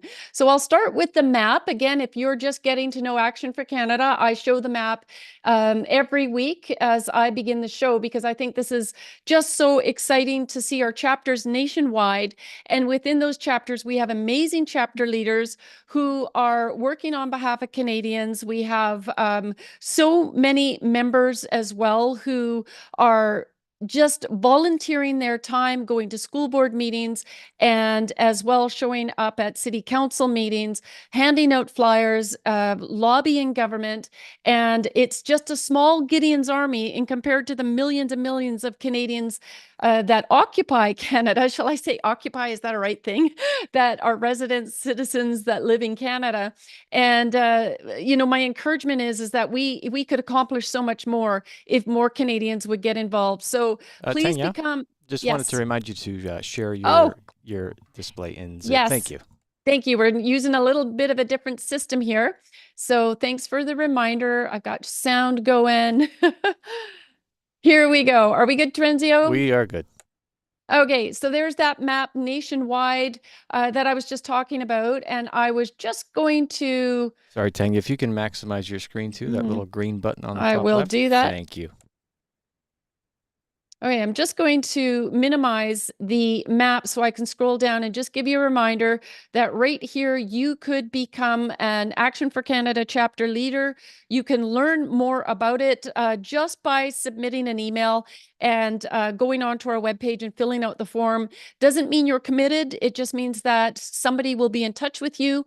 We will talk to you about, you know, some of the activities that we're doing, see if that's a good match for you, and then get you vetted and set up. And the more we get people involved, the better this is going to be. So it's exciting. It's really an exciting time to be a Canadian. Stressful at times, yes. It's a lot of hard work. But the beauty about being with Action for Canada is you're not alone. We have an absolutely amazing team participating in the actions nationwide and a great support group. Now, I want to mention on Rumble, week after week, I'm asking, please subscribe to Rumble. Please sign up for Rumble to begin with. I'm noticing that we've been at 6,500 people following us on Rumble for some time now. And so I really encourage you. I know that you need to fill out an account with Rumble to be a member with them and join Action for Canada, but we don't have access to YouTube, all right, because we don't meet their community standards. On Facebook this week, I received an email and it said that, that there had been some sort of strike against me, and it said for sexual content. Can you believe that? It was a page that had been shared. And of course, the page led to our political LGBTQ page. I mean, we've been sharing this page forever, and it had to do with sexual content and nudity. And that must have been the PDF we have of the books in the schools. And so, I get a strike on Facebook. So how am I going to get the information out to Canadians if Action for Canada is so censored in trying to save the hearts and minds of our kids and protect them, and order to protect our borders and to do so much work that we're doing? We need your help. This is going to be where Canadians who are coming across this video, even if it's for the first time, give us that thumbs up and share our information, please. Now, you'll notice that on the video that we did last week, we did the special documentary Silenced, from Stephen Yaxley Lennon, aka Tommy Robinson is the way that should go.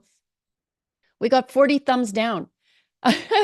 There's just people that can't hit us on YouTube. We don't care about Facebook.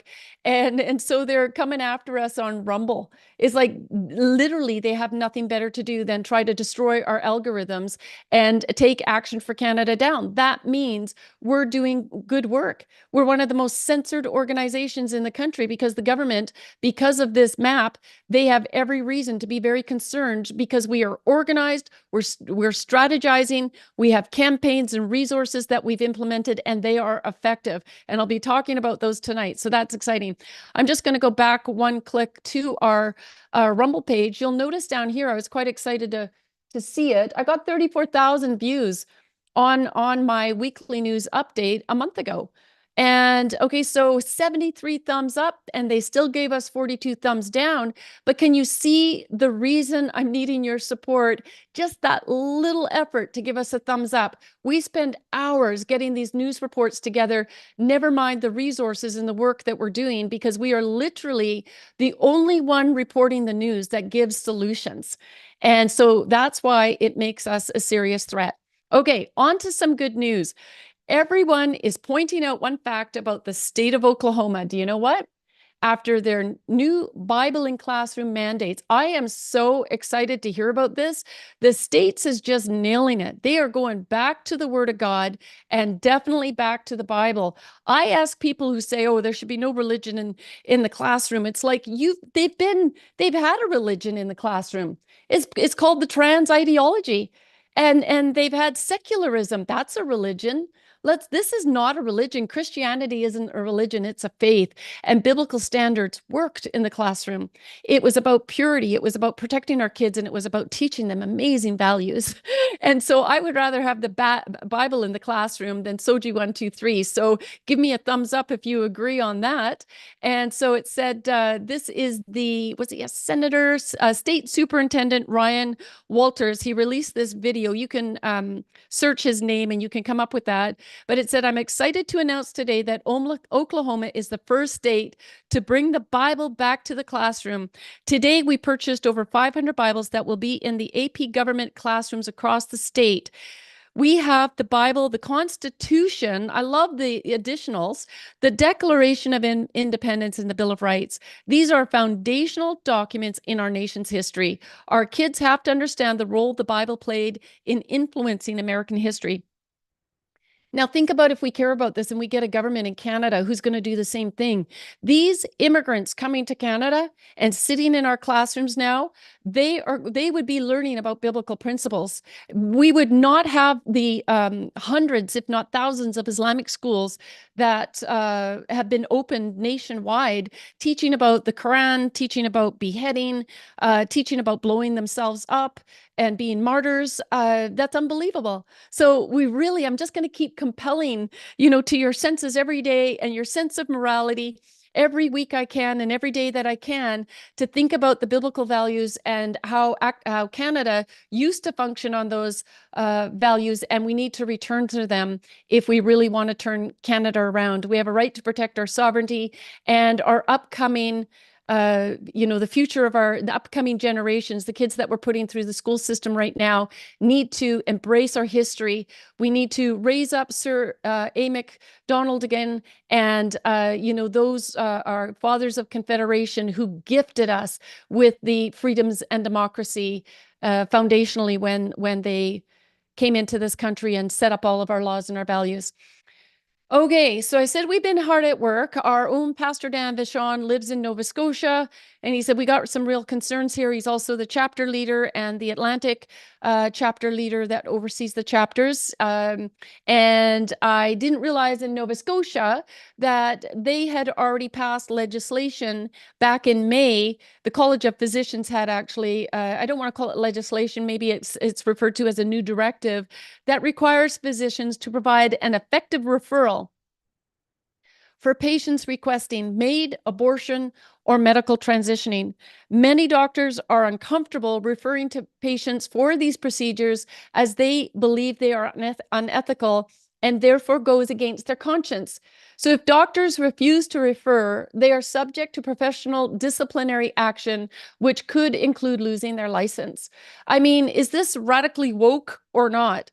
We're already in BC with the NDP government. They only lifted the mandates because, they wanted to win an election, which they stole. I'll continue to say that. I believe David Eby. I believe that very nefarious things happened within the election in British Columbia. And so when these woke governments get in, this is what we're facing.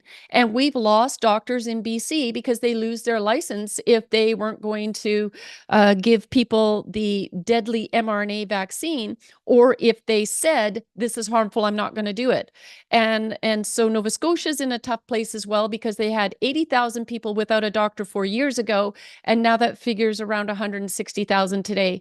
So we've sent out a call to action. We provide all the information. We thank ARPA Canada as well because they had a system. We've referred to that system. We like to partner with other organizations that are doing good work, and I think ARPA is doing phenomenal work. So just you can go under our call to action here. You'll see urgent actions, and you can find this if you're in Nova Scotia, or if you have family or friends that are living in Nova Scotia, please send that action to them. There needs to be major backlash, and we need to get more people out to vote and helping with this. All right, a couple of weeks ago in BC, in response to the corruption in the BC election, we also sent out a call to action demanding a re-election, and there needs to be an investigation in this. There was, a report revealed that data entry omissions resulted in, they called them mistakes, impacting a small number of votes in 69 of 93 ridings. I mean, this is just complete corruption to minimize this and pretend there's nothing to see here. So we had a call to action campaign, and I thank everybody. You have no idea, or I hope you have an idea of how important it is that when we send out these calls to actions that you respond. All you need to do is copy this email that we created. You put it in your email, you copy the 3 email addresses that we've recommended, and you send it to them so they can hear and see from the public, we are not at all satisfied with the outcome of this election. And as I mentioned previously, there are reports that during the election, on election day, that BC election staff were calling people for phone-in voting.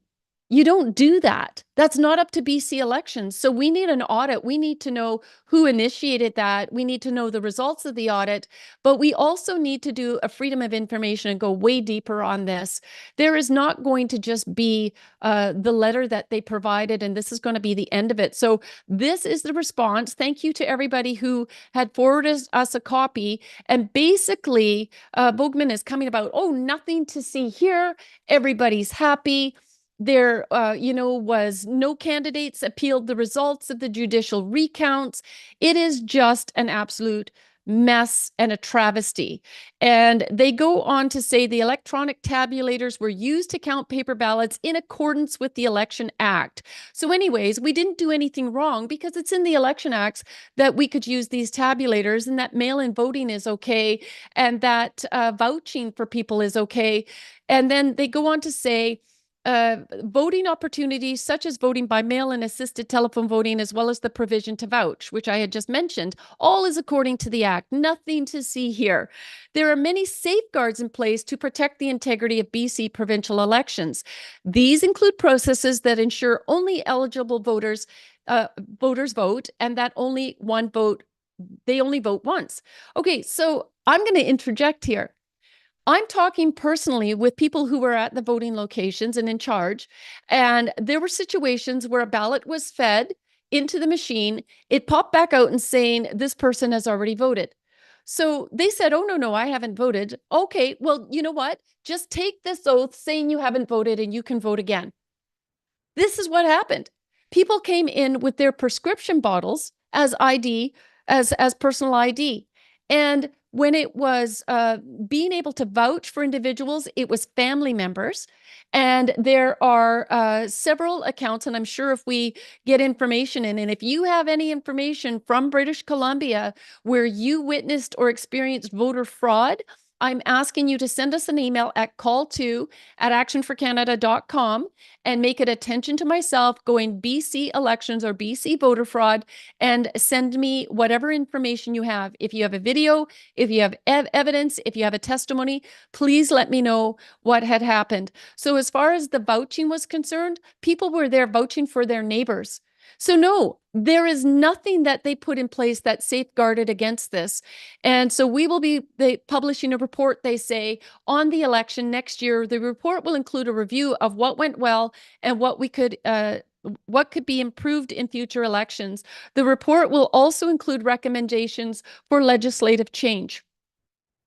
Not good enough. None of this is good enough. And so we're going to be making some demands, and that all future elections, there should be a voter ID. Other countries have that, where you show up, you have your picture, you have your address, your voter ID is up to date, and it shows your citizenship. If you don't have that, you don't vote, period. And the voting should be done on one day, whether it's a national holiday. Everybody can come and vote. There would be no excuses. Business can close down, and perfect voter ID, no vouching, no phone-in voting, and no mail-in voting. This is where it opens it all up to fraud. And so if you're interested in being on the BC elections team and you have some time to spare, please come and help me out. If we don't push back, this will continue. I just wanted to let you know, we just came out of the Empower Hour and we had Tanya Gaw on. It was absolutely amazing. It was finances, a biblical perspective. I think it'll be unlike anything you've probably ever heard before. He's an amazing guest. I'm going to be sure to have him back on the show again. So in the description, we will include that Empower Hour, and I encourage you to listen to that and share it with others. Now, the reason I was bringing that up at this time is because the Scotiabank in Nova Scotia had sent this letter out to the members of their branch, and they were telling their clients that they will no longer be dealing in cash. See right here, it says we will no longer be offering over-the-counter cash services. For example, bill payments, cash withdrawal and deposit services, and foreign exchange transactions. So you know what? You can go to the bank machine if you like, but we're not going to touch that cash for you. We're going to go all digital. But you know what? The branch still down the street is still offering cash, so you can go and do your service with them. You know what, everyone? Take your money out of the Aberdeen, the Scotiabank on 47 Aberdeen Street, and send them a clear message. If you're with Scotiabank, take your money out. Just take your money out and move to another bank if you can. We got to send them a message that, you know what, we're not going to go along with this, and we need to hurt them now before they get too advanced with the CBDCs. Okay, as well, I just want to bring your attention to, you can find this on our homepage. This is the, I'm pretty much reporting on it every week because of the rising concerns over cash And as I said last week, our dollar right now is worth $1.76. That we're indebted 76 cents on the dollar. That's pretty scary. And we need to be able to think about the future. Canada does not have its cash backed by gold, like Russia is doing en masse and other smart countries. Canada, Trudeau, as we know, he's not smart. He's not a smart person. I won't call him any other names. I'll just say he's not smart at all. He's radical. He's a tyrant, but he's not smart as far as making sure that he's actually covering the needs of Canadians, because he has no intention to do that. That's part of the plan. So at the top of this page, Steve Merrill's been on a couple of times, and you can listen to some videos there to help educate you on transferring some of your funds into silver, which is underfunded right now. Gold is very expensive. And so silver is set to come up. It's dropped a little bit, which is a good time to buy, but it's going to go up and up and up. It's said to be a good investment. I'll leave that to you to decide after you watch the videos. But if you do decide to buy precious metals, please keep Steve in mind, because he is offering a bonus 1 ounce pure silver bullet with a $5,000 order, and will also offer a silver bullet for anyone who makes a referral that results in a $5,000 order. And he is so graciously giving a small percentage contribution of his sales to Action for Canada as well, which is really helping us out. So we appreciate you doing business through Steve if you decide to go that way. Okay, some of the craziness, I'm going to take you good news, bad news, good news, bad news throughout the weekly news report. So stick with me. 2 leaders resigned from La Lèche League over shift to include men in breastfeeding group. So this has been an international group on breastfeeding. It's helped so many new moms who have had babies and unsure how to get them to latch on and feed them properly. There are some doctors, just give up on it and bottle feed, which is not ideal for a baby. It's best for them to breastfeed. And so this group has always been so amazing in helping to encourage moms in how to do that. And so the crazy liberals and the rest of them have infiltrated, and their board has now said 2 leaders of a major including one of the organizations, have resigned. The International Board League recently directed all British affiliates to begin accommodating men who believe they are women. Okay, this is so sick. The only ones that can breastfeed are these young girls who are now identifying as males who haven't had their breast medically removed and their bodies mutilated.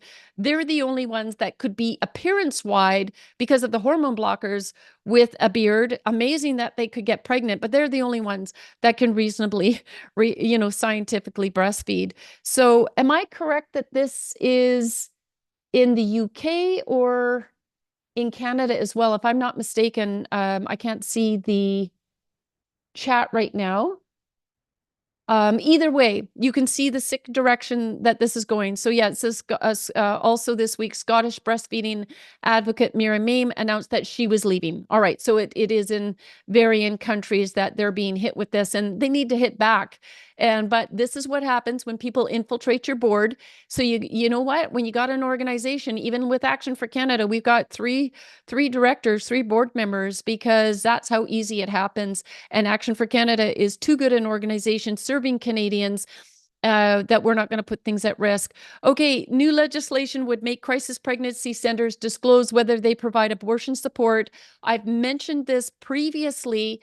The Liberal government, and man, I was listening to something, a video statement from Jagmeet Singh today. He is all in about these women's rights and abortions, and that this is a must, and that anybody that doesn't support abortion needs to be penalized. And that's exactly what they want to do.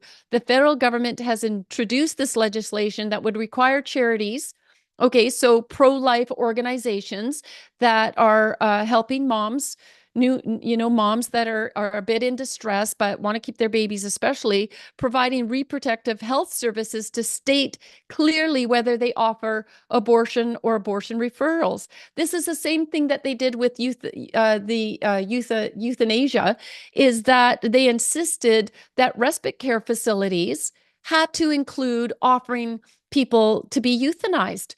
And it's so diabolical. It's like, you know what? Stay in your lane. These organizations were created to offer a service to a certain individuals in society. So butt out. But the government won't, because you know what? They're this death cult that are coming after everything. And I want to remind them that they tried to do this with a job attestation, going after churches and Christian charitable organizations, insisting that they had to, in order to get government funding for to pay student, not volunteers, but to pay students to come and work at the camps, that they had to agree to abortion. And so this was brought to court. There was one church in Ontario who brought this matter to court. I think it was Redeemer University, a Christian university in Hamilton, Ontario, and they brought the government to court over this, and they won. And so they set a Supreme Court ruling, and so the government continually tries to impose themselves and violate people's chartered, guaranteed constitutional rights. It has to be wasted money going to court, and the government, yeah, you know what? The Redeemer University won, and the government had to pay their bill. But guess where that money comes from? The taxpayer. So we need to get this government out.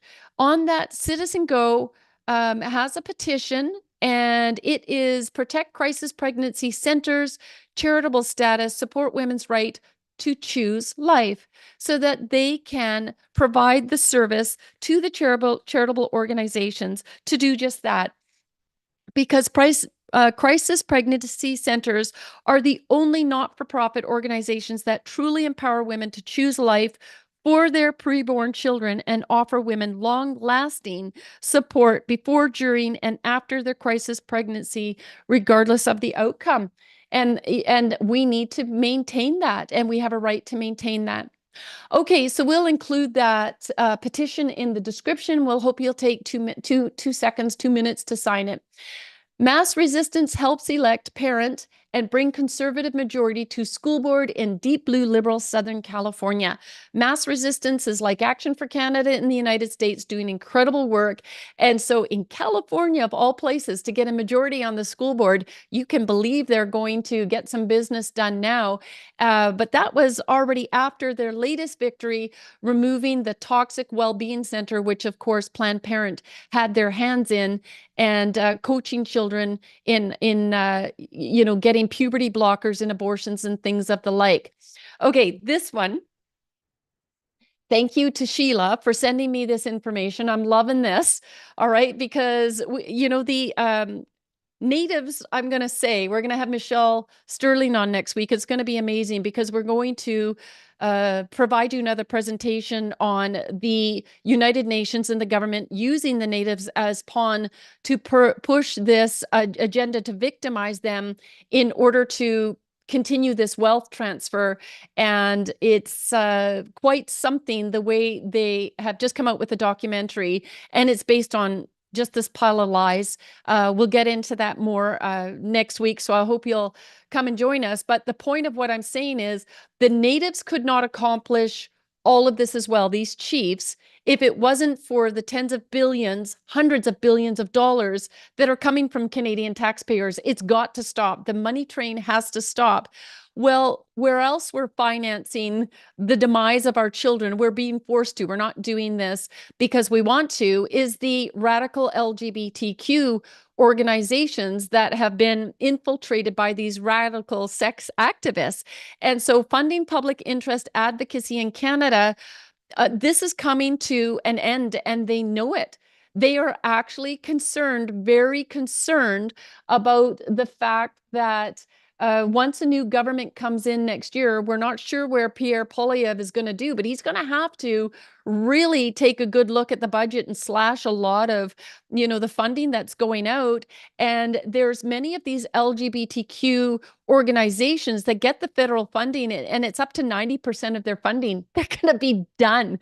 There is no way that they're going to be able to be backed in these legal actions, trying to keep these radical ideologies in the schools that are poisoning the minds of our children. And I was saying earlier on the Empower Hour when Tanner was on that Action for Canada doesn't have charitable status because the government would try to take us down. We don't want them having access to our email list. There's so many different reasons. And so I want you to consider that they've been getting millions of dollars, these groups, from the government, and we're existing on your generous donations, $20, $100. We had recently last week a $500, $600, $700 check come in, and I was like, yes. And this week was a $20, $25 check and a $50 check, and we're like, yes, and we're thank you so much. But if you're going to see what it is that we're accomplishing, we're going into December. People are thinking about where to place some extra, their year-end donations, and we're going to ask you to keep Action for Canada in mind. You know what? Because our team, we need financing in order to accomplish so much more, and we can't do it without your help. And these individuals never thought about that. But the problem is that they are so unpopular in what they are doing is that the average Canadian, the majority of Canadians won't fund them. And so they only have a very small percentage of their funding coming from outside of it. And so they get $7.3 million budget from the government. We get nothing like that, a smidgy fraction of that. And look what we're accomplishing. And we're going to continue to do that good work. Here it is, Canadian Centre for Gender and Sexual Diversity. They've gone bankrupt. Okay, this center has gone bankrupt already because they can't get the funding, and we're going to make sure that more and more people hear about how awful they are because of what they're doing to our children. They're not helping anybody but themselves, and these radical individuals who are getting paid top dollar at the head of these organizations are in for a rude awakening. So let's make sure that's one of the election issues, is that they defund these radical NGOs. And here it is. I wanted to give you an example of the massive win that we had last year in making sure that SOGI 123 was banned and Planned Parenthood were banned in Saskatchewan. They, under the radar, were trying to get SOGI 123 into Saskatchewan. Action for Canada stepped in. We did amazing work. And in addition to all of this, Scott Moe ended up moving forward with really strong parental rights and taking every step to do that. And he's in a battle. EGAL, federal funded EGAL, who's getting millions of dollars from the federal government and possibly from overseas, is now trying to help You Are Pride in Saskatchewan to win this battle because they don't like to lose, but they're going to lose, and they're going down. The whole LGBTQ, the radical NGOs and the sex activists are going down. They're going to stop sexually abusing our children, stop tearing apart families, and Action for Canada is on the front line of that fight. And if that matters to you, please donate to us. Even $10 a month, being committed to that helps us to determine what actions we're going to be taking in the new year. Again, you can go to our political LGBTQ page, and if you scroll down to the very bottom, this is all great information, but these are all the guests that we've had on regarding this issue alone, actions that we're taking and wanting to get Senator Christopher Wells rescinded. He should not be appointed. He's a radical sex activist. He's been involved in some things that, would caution us on his ability to be independent as a senator. We've got our Windsor chapter leaders and others that are doing great testimonies here of the good work that they're doing. We've got advisors on here, special guests that have provided phenomenal information, and so on and so forth. So you can see really the good work that we're doing and continue to do. All right, the disaster waiting to happen. This is a news release I just want to bring to your attention. We've been talking about, the new bird flu. I was mentioning that last week, and the FDA has approved phase 1 of trial of, it's called self-amplifying bird flu vaccine. And self-amplifying, where did I have this? Is mRNA injections contain an enzyme that instructs the body on how to make more mRNA. Do we want more mRNA in our body? Haven't we been learning? Aren't they listening to what's happening to Pfizer and these other pharmaceutical companies who nefariously put this in people's bodies. And all of this has created devastation and havoc and cancer and heart attacks, etc. And down here in clinical trials that have already been commenced in Japan, 5 deaths occurred among the injected in study phase 3B. Injected participants experienced a 90% adverse event rate. 74.5% systemic, 15.2% required medical attention. It's very concerning. And even with those kind of results, they still want to move forward because they're murderers. All right, this is nothing about taking care of society or citizens. And I don't want to just be talking to the informed.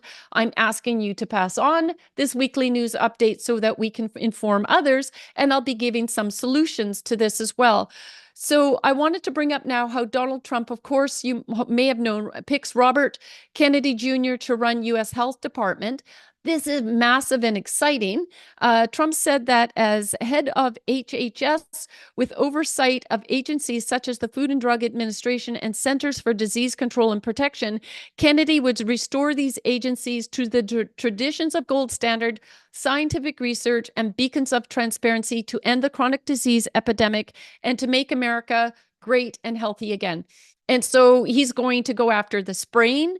He's going to go after the chemicals that are in our soil, that our food is produced in, and so many different things. He's going to go after Big Pharma, after Fauci, and they're going to shut all of this down. Of course, the left is just panicking. They're going to be trying to pass whatever they can between now and January 21st when Trump is inaugurated. So we got to pray for these people that they get in, because this will overturn the vaccine industry and the pharmaceutical industry, because they're going to revoke the legislation that was passed that protects the makers of vaccines, and they're now going to be held accountable. You tell me how many of those people are going to still, want to produce these deadly vaccines. The childhood vaccines will probably become non-existent because they know that these are causing autism because of the metals in this adjuvants that are in the children's vaccines are causing autism and other terrible childhood diseases. And back to the mRNA vaccine, I just wanted, Dr. Mackey's had posted this.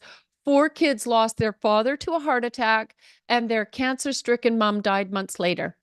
Okay, this is what we can count on from Big Pharma. And this is why it's very important to get people like Robert Kennedy into place. Rocco was on a committee with him for 2.5 years, so he knows him very well. And I was talking to Rocco today, and he said how amazing it is that Robert Kennedy got promoted to this position. You couldn't ask for a better person to be heading this over America. So the solution is that you go to our COVID-19 page, go to notices of liability. If anybody in Canada starts talking about the jab again, you go down to our notice of liability and our resources, just research it. Anybody wants to force masks on, all of that, COVID testing is all on this page. So please arm yourselves. The best way, reason I keep bringing this up every week right now is why wait till the last minute to get educated on how you need to respond to this. If your employer says that you need to get vaccinated, you need to know your constitutional and charter rights now, so that they're ingrained, that they're just so fluent when they come out of you, that they'll be so concerned about your knowledge that they'll back off. We had great success during the first round in making sure that many people didn't get jabbed. All right, so now we're taking a shift here. Councillor Kara says opponents of upzoning bylaw are racist. I mean, when they can't win one way, they're going to call it every way they can. They're going to call you racist. And this has to do with the 15-minute rezoning that took place in Calgary some months ago. 736 Calgarians spoke at the public hearing, with 65% being opposed to the bylaw, but the city ended up passing it anyways. They don't care about those who they serve. They serve us. They serve you. They serve me. And we got to keep reminding them of this. And thankfully, there is an individual that is taking them to court. But the reason I'm bringing this up is because, one, I want to show you what we're doing nationwide. And again, I'm going to be didn't realize I was going to do this. I'm going to be promoting more and more tonight about the value of investing in Action for Canada and the work that our volunteers nationwide are doing. We have more that we could be doing if we had more funding. And I need you to see the value in what it is we're doing. So the news report was coming through. Our team in Oshawa, which is in Durham, started doing the research, and there's Envision Durham 15-minute city plan. And our team got busy and they did delegations. This is Terry Recker, our Oshawa chapter leader, and some other members up here that did a stellar job at the delegation. Absolutely amazing. Bringing the policies to the attention of the city councillors, holding them out and on account for it, and demanding some information in return. It's amazing. Not really amazing how many of the city councillors aren't even reading the policies. Just show me where to sign on the dotted line. The federal government is going to provide us all this funding, and that's all I care about is these dollar figures. Never mind the fact that they are aligning illegally, and really it's treason, with foreign bad actors that are unelected officials that are interfering with our democracy. Now, I've talked to you many times about what's going on in Winnipeg with the WMR, the Winnipeg Metropolitan Region, who a body had been formed to oversee 18, we call them municipalities, they call them by another name, in Winnipeg. But this board was put in place to oversee the 18 municipalities. And now what they were trying to do was basically take a step that the mayor and city council within each of these municipalities that the people voted for would no longer really represent them, because this new WMR board could trump any decision that they made and make the dictates. So they needed 2 public hearings. They had public hearing number 1, and Pierre Atala, our Winnipeg chapter leader, and he's also the provincial leader in Winnipeg, got busy, and he showed up with a couple of hundred people. They opposed it. The board didn't care, and they passed it.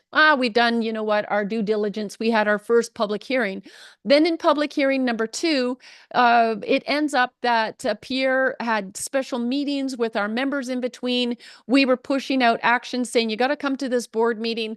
About 1,000 people showed up at the board meeting. It had to be canceled because this meeting, this public, not board meeting, public hearing, had to accommodate everybody who attended.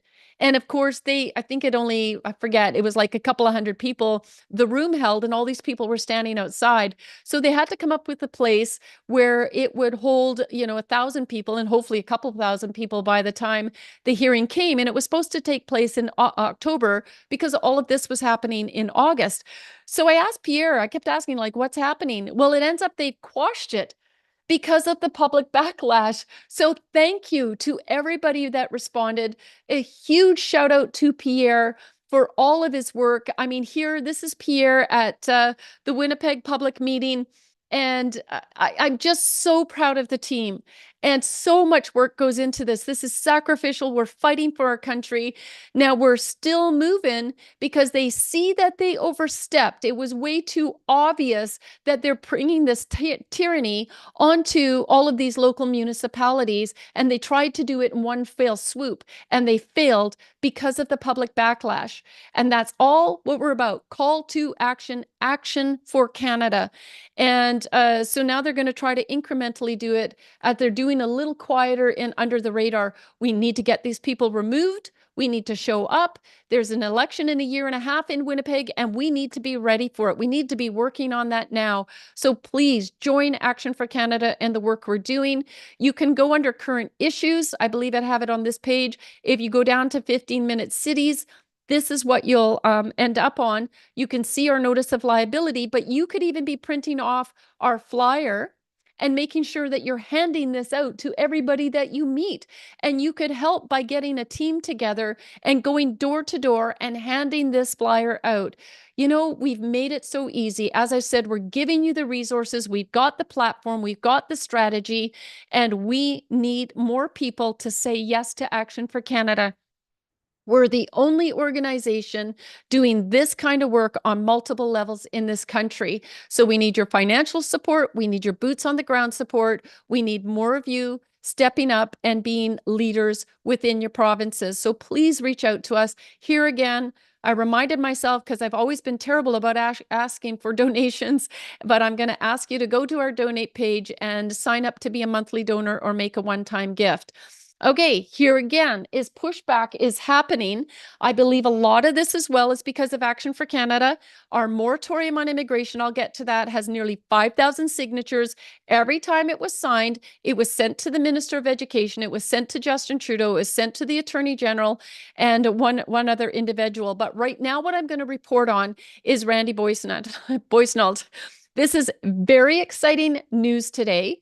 And when they say who he is, it was because all of this has been going on. The big news, I'm going to get to the big news. He resigned today. This is massive. He has lied. He's committed fraud. I'm not even going to say allegedly, because there is so much evidence that has mounted against him on one of these issues. He should have been fired. And Trudeau, as of yesterday, was still saying, oh, no, I back Randy. You know, he's a good friend. And some people would say, which Randy? That had to do with texts from a group in California that there was his business. He had founded his business in 2019 or 2020 with another individual. When he became an MP in 2021, he had to put his business aside into a holding and then carry on. But the business was now related. It was only to receive grants if you were Indigenous. And somehow he claimed he's Indigenous and he's not Indigenous. So then that's one part of it.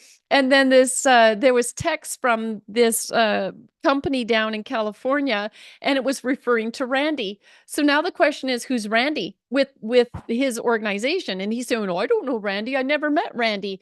And so of course, how can you be doing business if you're not supposed to be doing business? And so it's just a mess. So it says here, fraught with fraud allegations, Boissonnault resigns from cabinet. And so that happened today. That's a big phew. I like Linda Slobodian. She writes for the Western Standard, and she doesn't mince words. She just comes out and she goes, time for Fire Chief Two Spirits White Powder, Randy, to resign. And the reason they're calling him white powder is because his company also owned a mailbox with a woman who has been arrested for cocaine charges. See, cocaine smuggler. It just got richer and richer. So there was no way good for Randy Boissonnault to go. It had to go down. And so I'm really excited to say that he resigned today. So that would mean there will be an election in that riding. And so I hope everybody's getting real ready. You know what? Yeah, I'm sure it's going to go Conservative. I'd love to see Maxime Bernier get a candidate in there, just one, just to give politics, a little bit of a shift. We know that the Conservatives are going to win whenever the election takes place, but it'd just be nice to give everybody a little shift in the country. Okay, this is what a real leader looks like. I'm going to cover just a couple of links on here, and okay, I'm just going to try to go through this one as quickly as I can. He's absolutely amazing. Just let me know that you can hear this if you can't. This organization stopped upholding the principles outlined in its founding declaration and began to mutate. An organization that had been conceived essentially as a shield to protect the realm of men, transformed into a multi-tentacled leviathan that seeks to decide not only what each nation-state should do, but also how all the citizens of the world should live. This is how we went from an organization that pursued peace to an organization that imposes an ideological agenda on its members regarding a myriad of issues that pertain to human life in society.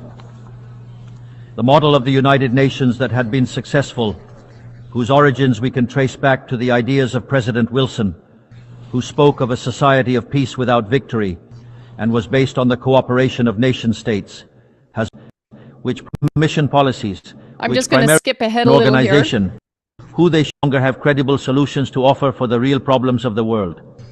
In fact, they never did.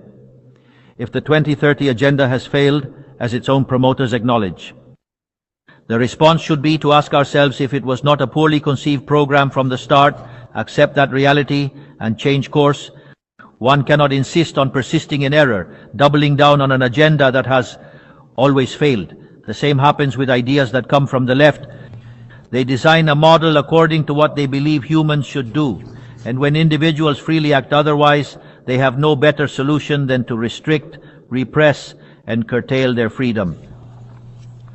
We in Argentina have already seen with our own eyes what lies at the end of this path of envy and passions. Poverty, ignorance, anarchy, and a fatal absence of freedom. We still have time to steer away from that course. I want to be clear about something to avoid any misunderstandings. Argentina is currently undergoing a profound process of change. It has decided to embrace the ideas of freedom, those ideas that state that all citizens are born free and equal before the law, that we have inalienable rights granted by the Creator, among which are the rights to life, liberty, and property. Those principles that govern the process of change we are undertaking in Argentina are also the principles that will guide our international conduct from now on. We believe in the defense of the life of all. We believe in the defense of the property of all. We believe in freedom of expression for all. We believe in freedom of worship for all. We believe in freedom of trade for all. And we believe in limited governments for all. And as what happens in one country quickly impacts others, we believe that all peoples must live free from tyranny and oppression, whether it takes in dissenting this pact, but also in creating a new agenda for this noble institution, the agenda of freedom. From this day forward, know that the Republic of Argentina will abandon the historical position of neutrality that has characterized us and will be at the forefront of the fight in defense of freedom. For as Thomas Paine said, those who wish to reap the blessings of freedom must, as men, endure the fatigue of defending it. May God bless the Argentinians and all the citizens of the world, and may the forces of heaven be with us. Long live freedom, damn it. Thank you very much. I just love it. I love him as president. I didn't know that he was an individual of faith, but he professes that. He does speak of the Creator, but this is what happens when you get a government elected that is going to support the people and freedom. And this is where I encourage Canadians, we can do the same thing. I mean, some of these countries were ones that were clearly held under tyranny as well, but it's not going to happen by you sitting at home. We got to get on the front line. Now, as a matter of time, I was going to play some of this video that had come up. Maybe some of you have seen it. It's just, I hate even subjecting you to Trudeau's voice and what he has to say. They know they're in big trouble with immigration, and you can tell he's an actor. I think this is the only area where I would say that maybe, you know, he has some skill when you watch the video. But of course, for those of us who know him and know how corrupt he is, and that he's the one fully responsible for what has taken place as far as mass immigration, and that it was completely constructed to destabilize Canada. I mean, it is just so clearly evident. And so he goes on in this video, maybe I'll just cover some in this article, talks about the reduction in permanent residents, but he goes on to blame the COVID-19 instead of, I'm just going to go back to my notes. Instead of taking responsibility himself, he blames the pandemic for mass immigration. The media arm throughout the video is parenting in news reports what he has to say, you know, about how there is mass immigration is based on demand. And it was interesting when he made this statement, because at the same time, he's prioritizing abortion. He's making it impossible for young people to own a home and have a family. He's euthanizing anybody and everybody. He's giving individuals and demanding that our youth take the jab, which is causing miscarriages, forced abortions, I call them, sterilization. He's targeting our children in the schools with the trans agenda, sterilizing them, cutting out their reproductive systems. And so there is no demand for immigration other than the corrupt one that the Liberal government has manifested. He says that our economy came roaring back after the pandemic had lifted. It's like, no, it didn't. It did not come roaring back. It's never been roaring at all during his tyranny. And that is because he's destroyed our economy by sending billions of dollars out of the country and giving billions of dollars to the LGBTQ radical agenda, as well as all of this immigration and propping up all of these terrorists who have been coming into the country as well. After 2 years, he mentioned after 2 years with closed borders, he made that comment. The borders were never closed during the pandemic. Roxham Road had a pandemic of its own, and that was because of the flood of immigrants that were coming in through that crossing. We have been, of course, paying for everybody in all of the hotels as well. So the purpose of all of this, and for him to be promoting this, I'm questioning just to play for a moment. Let's see where I want to go with it. It was a little hard for me to find the timing in the last link. So let's just see. I'll scoot along to 6:25. I'll play right here. Sorry to put you through this. Coming down. We're making the system work for Canadians and for newcomers, rather than for the big box stores, chain restaurants, immigration consultants, and sham colleges that exploit it. So this is it, right? Throughout the video, he's blaming universities that got greedy, that could get tens of thousands of dollars more for students. He's then blaming these Pakistani immigration groups that are trafficking people and getting them into Canada, taking their money where there's no jobs.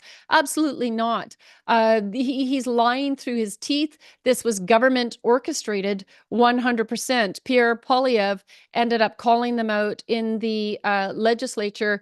And of course, Mark Miller makes some absolutely ridiculous comment that didn't even address the issue.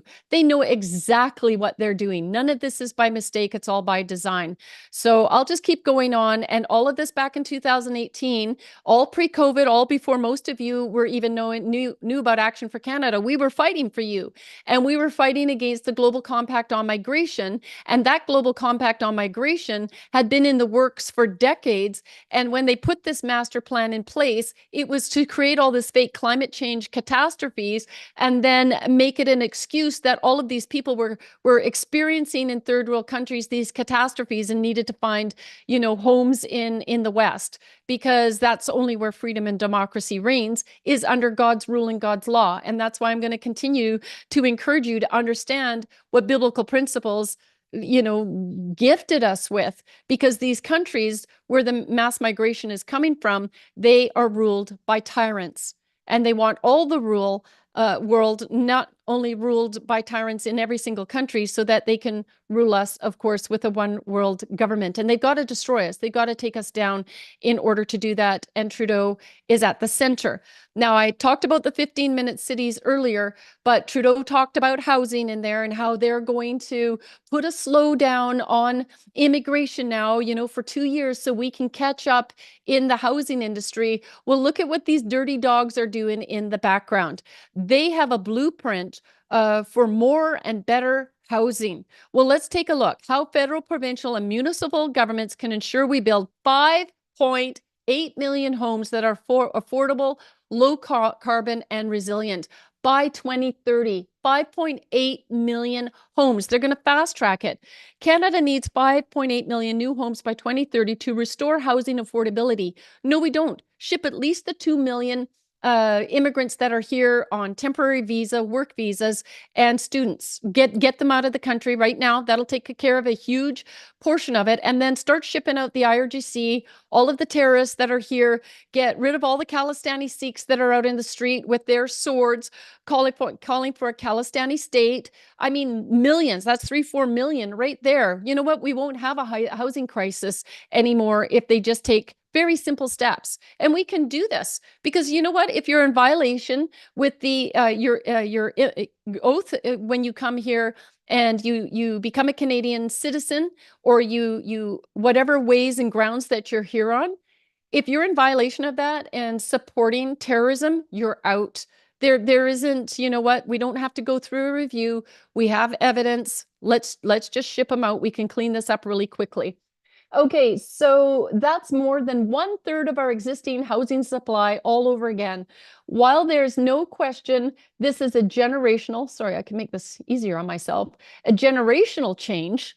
It's like, what are they talking about? While there's no question this is a generational change, it's also a historic opportunity to build more and better housing for a fast-growing population of homeowners. It's not a fast-growing population of homeowners. Our population isn't growing. We don't have an opportunity to grow. This is mass immigration. So it says homeowners, renters, seniors, young families, students, and precariously housed, whatever. Seizing the opportunity will require coordinated leadership by each and every one of you. So seizing the opportunity. Let's see who's seizing this opportunity. Well, look at that. It happens to be Mark Carney. Okay, so they decided to put this committee together to oversee this massive project that's going to get these guys billions of dollars. And I don't trust the globalists. So there's 15 housing experts and practitioners came together to form this task force. If we go down to page 8, I was just skimming through it today. I didn't have time to do, the thorough research on it. But they want to legalize density. You'll hear that a lot going on in municipalities. You need to be opposing that, because what they want to do is they're going to legalize density by eliminating unit maximums on all forms of residential housing and abolishing parking minimums, etc. Create a more permissive land use, planning and approval systems, including by repealing policies we have right now on zoning or plans that prioritize the preservation of the physical character of the neighborhood. The way they spin the wording and use the English language to try to make this sound like it's in our benefit. But listen to what they're saying. By appealing policies, zoning, or plans that prioritize the preservation of the physical character of the neighborhood. All right, by messing up our neighborhoods, by putting a 20-story building in it. That's what they're talking about. Let's get rid of the priorities to preserve these neighborhoods so that we can go in and destroy these neighborhoods, because that is the plan. They want to destroy our neighborhoods with this mass implementation of all of this housing. That's all they show here in this article. It's not showing, community housing. There's no acreage in here. It's all mass housing, stacking everybody on top of each other. Every Canadian deserves an affordable place to call home. However, for many, that simply isn't a reality. A slow-growing housing shortage that simmered over decades. Now, think about that. This didn't simmer over decades. This happened in the last 9 years under Justin Trudeau's rule. And that's what I mean by him spinning everything possibly that he can do to try to trick Canadians into believing that we should be accepting this. That simmered over decades has been pushed to a boil, leaving thousands and thousands of families, workers, seniors, young people, out of the market. No, it's not. It's reckless mass immigration, from countries that do not align with Canadians' values. Slow growing housing. Anyways, I'll leave it. This report, you can easily Google it. If you go through it, you'll just be appalled. But this is as well how our municipalities are being lobbied. And then it goes in there about financially providing the money to the cities to implement this. And of course, they want the money. So let's demand a moratorium on immigration. You guys, this is unbelievable. Can you imagine if Trudeau and the immigration minister and the attorney general had received 1 million signatures? Please email me at call2@Action for Canada and tell me why, if you're not signing this, or if you are and that number doesn't change. I need to know. This should be hundreds of thousands of signatures when I compare them to other, petitions that we've done in the past. This millions of Canadians support stopping mass immigration and demanding a moratorium. Every time the petition is signed, it sends an email to the individuals that I have informed you of. We've got to make sure, but even 5,000 emails going into, their inboxes is letting them know that Canadians are upset. Now, this should just take a few minutes to wrap this up. I don't know if you heard, there was another assassination attack, but it was against Irwin Coulter. He was a former Liberal MP, but he is a huge advocate against anti-Semitism. And so there was a couple of Iranian jihad assassins who were going to come up with him, and he is having to live in protection here in Canada because Justin Trudeau refuses to deport all of the 700 Iranian terrorists. That's not even all of them, but that are on a list in Canada. The two that were going to be deported, he had said that the IRGC, the Iranian Revolutionary Guard, was deemed a terrorist organization in Canada. Finally, after years of people, screaming at him that he needed to do this, he finally did it in the spring. Sorry, I'm having a little trouble with my voice tonight. And but it ends up that they were going to deport two of the IRGC terrorists right away, and Mark Miller put a stop to it. So we have 700. Why are we, if you have proof of these individuals being tied to extremism, it's an instant deport. We don't need to prove their innocence or the guilt. If you have compelling evidence, they do not belong in Canada and they need to be deported. What's happening this week, it's not just the IRGC, it's not just the Muslims, it's the Sikhs as well. So there was thousands of people that had attended this rally in Surrey, British Columbia. And I won't play it right now, but the individual on the camera, and I have his face is listed on my Twitter account, and his name is yelling that now the Canada belongs to the Sikhs. Remember that I said there's no way India is going to give the Khalistanis a referendum and give them land. It's just not going to happen because the Khalistani Sikhs are like the Palestinians are in Israel. They're invaders in any country that they go. They make demands, they cause destruction, and the Khalistani Sikhs are now marching across our streets freely. They're not having success in India. So I said it isn't long until they start demanding that Canada is theirs. And now this guy literally had proclaimed that this is now a Khalistani nation, and the whites and the Israelis need to go back to Europe and wherever they came from. That's literally what the guy says. So he's been reported to the police. The two Surrey police last week who were doing sword fights in full uniform have been reported to the RCMP. There's a case on my Twitter page. I've said, here's all the information. Continue with the backlash. Those two police officers need to be fired. They did a very political stand with that to us represents terrorism. When we see all of the Sikhs, Khalistanis doing sword fights and bringing their swords out into the streets across Canada, there is no way that they should be permitted to be police officers. And this individual needs to be investigated. If he is an import, he needs to be deported. Simple as that. These are the Khalistani Sikhs that were out. They were riding horseback. They've got their swords. They're coming to the streets. I've repeatedly, have shown you that this is happening. And what are you doing? Look at this in Canada. How do you feel? Are you wanting to carry a gun pretty soon? That we should have a Second Amendment? We do have a Second Amendment in Canada. I'm going to be giving further information on that to empower you, but this has got to stop. This is not Canadian culture. This is a foreign culture, and we have given over too much land to them, and we need to say no more. Here are the Muslims calling for jihad is our path in Canada, calling for jihad against Canadians. Allah is the greatest is what they're saying. No, he's not. God Almighty, God of the Bible is almighty, and he is greatest. And that's what Canada is founded on. And these people need to be deported. If you don't like this, you need to make an election issue, and that all of these radical activists that are at all levels of government need to be removed, and we need to pass legislation to put that in place. Here is just a delightful individual. He's a human smuggler, and his passport was taken away from him, and then the federal government issued a new passport to him and admitted this former human smuggler, and he continued to reside in Canada.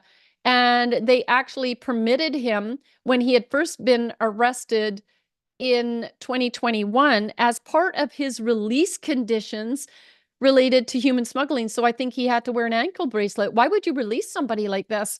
Why was he permitted back? This is all being done under Justin Trudeau. He can't sit there in a fake video that he's created. We need as much massive backlash against that YouTube video as possible to say, we're not buying what you're selling, Trudeau. Migrants receive gold-plated benefits. Ottawa pivots, meanwhile, on immigration. But as you know, they're getting paid $224 a day, $81,760 per year, while Canadian citizens and taxpayers can't make ends meet. If you don't like it, you need to start showing up at elections. Now this individual, this group, now the Blacks are coming out. They have a public servants took the government to court. Don't know if you're aware of this or not.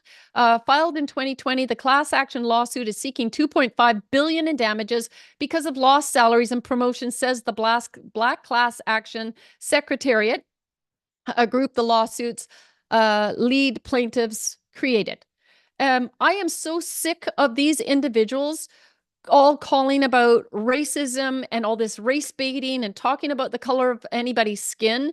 You know what? I know lots of people that have not been treated well in their workplace and lost being advanced in their positions. This is not only Black people that have experienced this. I worked for a company, it was called Granada TV, one of my first jobs back then. I was one of only 3 women hired, and I had top sales, but all of a sudden they said they wanted to go back to all men again.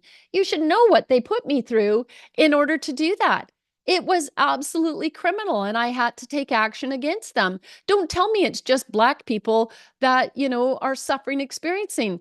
If they want to go back to an African country or somewhere else, I mean, do a comparison.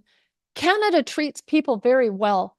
And the thing is, that's because our God, the one and only God of creation and the God of the Bible, doesn't care about the color of our skin, and Christians don't care about the color of your skin. We care about the condition of your heart and mind, and we treat you as such. In fact, it was Wilberforce who was the one that abolished slavery and was the biggest advocate for Black people. I hate even saying Black people because I don't look at the color of people's skin. And if we're not all going to get involved in this, if we're not going to stop allowing people in this day and age to prioritize victimizing minority groups, we're never going to get out from under this. All this money is coming from hardworking, tax-paying Canadians who have never, ever been racist or done a bad thing to any of these people. This is exploitation of taxpayers, and it needs to come to an end. We need to stop all funding to the Indigenous people, all funding to these NGOs, all funding to these minority groups, and go back to the Constitution says where we're all equal under the law. I'm ready for that. Everybody is. It's long past due. Just a few headlines. Regina, first Canadian city to host Palestine flag raising ceremony. I know I wrote to the mayor. I know other people did, and I understood that it ended up getting stopped. I think they were going to do a private event, and it shouldn't be allowed. There should be none of this. All the Palestinians need to be shut down in Canada. Ceremony honoring October 7th mastermind to take place in Canada. There was a big event and just desecrated the poppy in order to make the posters. It is absolutely horrible. This again, all throughout the country. North Vancouver RCMP need help finding serial sex attacker. We know what community that individual is from. then global news, like I'm talking global national, like around the world news, are the Jews, the canary in the coal mine. It's only a matter of time until Christians become the target of the global intifada. And we're experiencing that 100% in Canada and throughout every single Western nation. I've had Majed El-Shefi on, Alex Newman, all kinds of special speakers to talk about this issue. I don't want to say ad nauseum. It's because we need to be educated. So another report, anti-Christian hate crimes in Europe tripled in 2023, and it is completely in response to, as a result of, of the Muslims coming into our countries, and this is where the crime is happening. And I'm just going to play this in closing. Actually, you know what I want to do before I put that in closing is I just want to go over our political radical Islam page, which is under the current issues. And I've mentioned many times that I wrote this report back in 2018 and launched it in 2019. And I had appealed to my MP, who happened to be Liberal, Ken Hnidey, and I sent him all these headlines and reports of Muslims committing all of these horrific crimes in Canada. Remember, like I said, that was back when Motion M103 was being tabled and voted on. And he came back and said, anybody can cherry pick, Tanya, like a headline to show what the news reports are.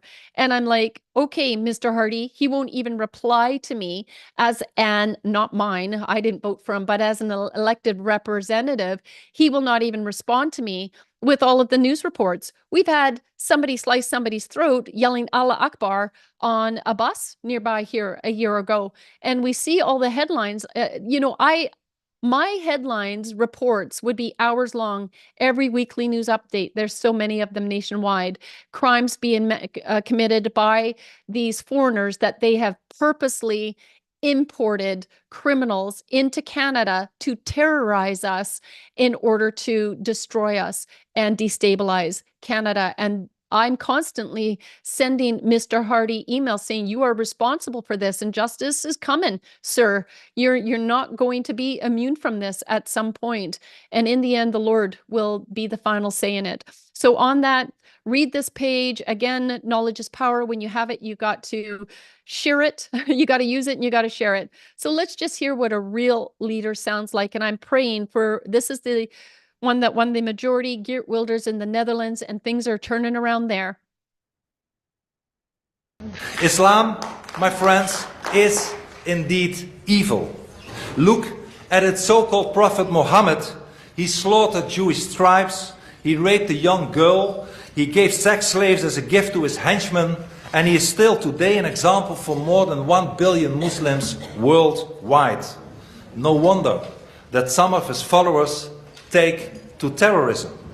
Islam preaches hatred, propagates violence, and is barbaric and violent by nature. It wants all Muslims to submit. It is incompatible with freedom as we know it. And nothing will ever change that. That's why we should de-Islamize our societies in order to stay free nations.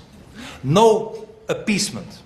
No concessions, but vigilance, perseverance, and strength against barbarism is the one thing we should do. And I hope with your support. Isn't that amazing? That's what a true leader sounds like. Islam and the West have throughout history never been able to coexist together because Islam is not a religion. It is a political system that subjugates any and all areas of your life and dictates. It is a political system being masked as a religion in order to infiltrate Western nations and use our constitution and our laws in order to advance their agenda, which is to have global dominance. The only way to stop this is to shut down all manifestations of Islam in Canada. That's every mosque, every Islamic center, and every Islamic school. We have enough evidence. The majority, if not all of them, are under surveillance by the RCMP, and we as Canadians are the ones that are paying for this. So we're on the front line of this battle. I continue to ask you in final closing here, please support Action for Canada and the work that we're boldly doing on behalf of Canadians. We believe that we can have the same wins that are being experienced in Europe and the UK and now in the United States as well, but we can't do that without your help. So thank you in advance for that. All right, as I'd mentioned earlier on, Michelle Sterling will be our guest next week. We call the Native Saga continues with this movie that was called Sugarcane, and as Michelle called it, The Bitter Roots of Sugarcane. She's done a video. I will include it in the weekly email that I'll be sending out on Wednesday night. If you haven't joined Action for Canada, please make sure you do to receive our weekly news updates on Sunday nights and any actions that we take nationwide. And a lot of times we didn't in this instance when we did the action on behalf of Nova Scotians, but maybe we should have. We send them usually out nationwide because there's people that may know somebody in Nova Scotia that could take that action. So forgive us if you feel like there's too many emails. We try to limit them. But, if it's an action you don't want to participate in, just delete it. If it's something that you could forward on, it's important to us that you do that. And I know down in the States, Bridget Gabriel, like Action for Canada, is doing the same thing in lobbying government and pushing back against senators. And that is where public awareness is gained. And that is where elected officials hear the voice of the people. They understand in order to get voted that they need to go with the majority. And that's why they're winning in these nations. And we want Canada to be next. All right. So the verse today is Matthew. Sorry, I had something blocking in the way on both sides. I've just got to make a little adjustment here that we can edit out. Okay, Matthew 6:19-21. Do not store up for yourselves treasures on earth where moth and rust destroy and where thieves break in and steal. But store up for yourselves treasures in heaven where moth and rust do not destroy and where thieves do not break in and steal. For where your treasure is, there your heart will be also. And I love that verse on the Empower Hour tonight. We were talking about our investments and our money, and I just thought that verse was very appropriate. All right, well, so thank you. I again ask you to give us a thumbs up, join the Rumble page, join Action for Canada's Rumble, and as well forward this, share this weekly news update with others. We appreciate it so much. All right, thank you. God bless you, and God bless Canada. Do you want to look great and protect your rights? Join Action for Canada with our stylish protective gear. Our slim fit women's t-shirts are like a second skin, giving you the power to tackle any challenge. Made from a super soft blend of 90% cotton and 10% polyester, it's perfect for your everyday heroes that want to tell the world that they have had enough.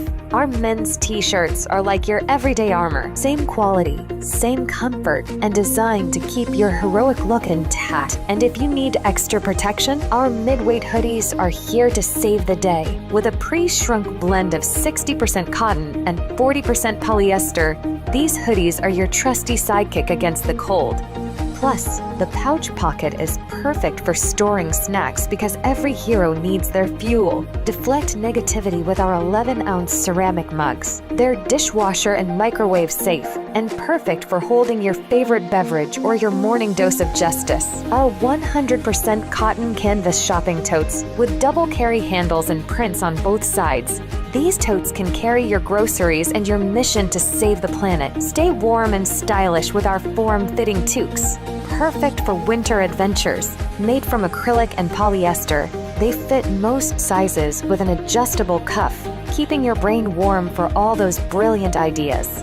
And don't forget our 6-panel structured caps, designed to protect your head from too many UV rays or bad hair days.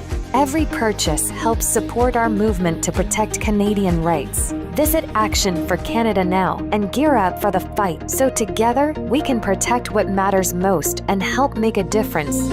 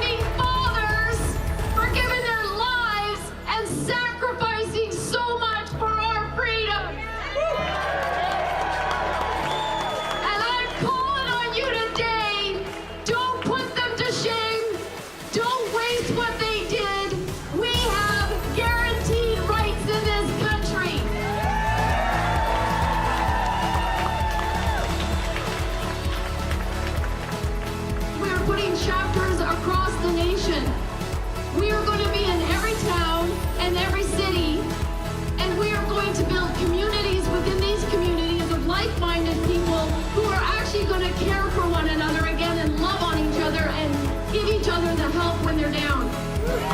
We are going to use the teams and the people that build within chapters to support our businesses. The government's actions are completely 100% unlawful. Judgment will again be found on justice, and those with virtuous hearts will pursue it. You have a virtuous heart if you are here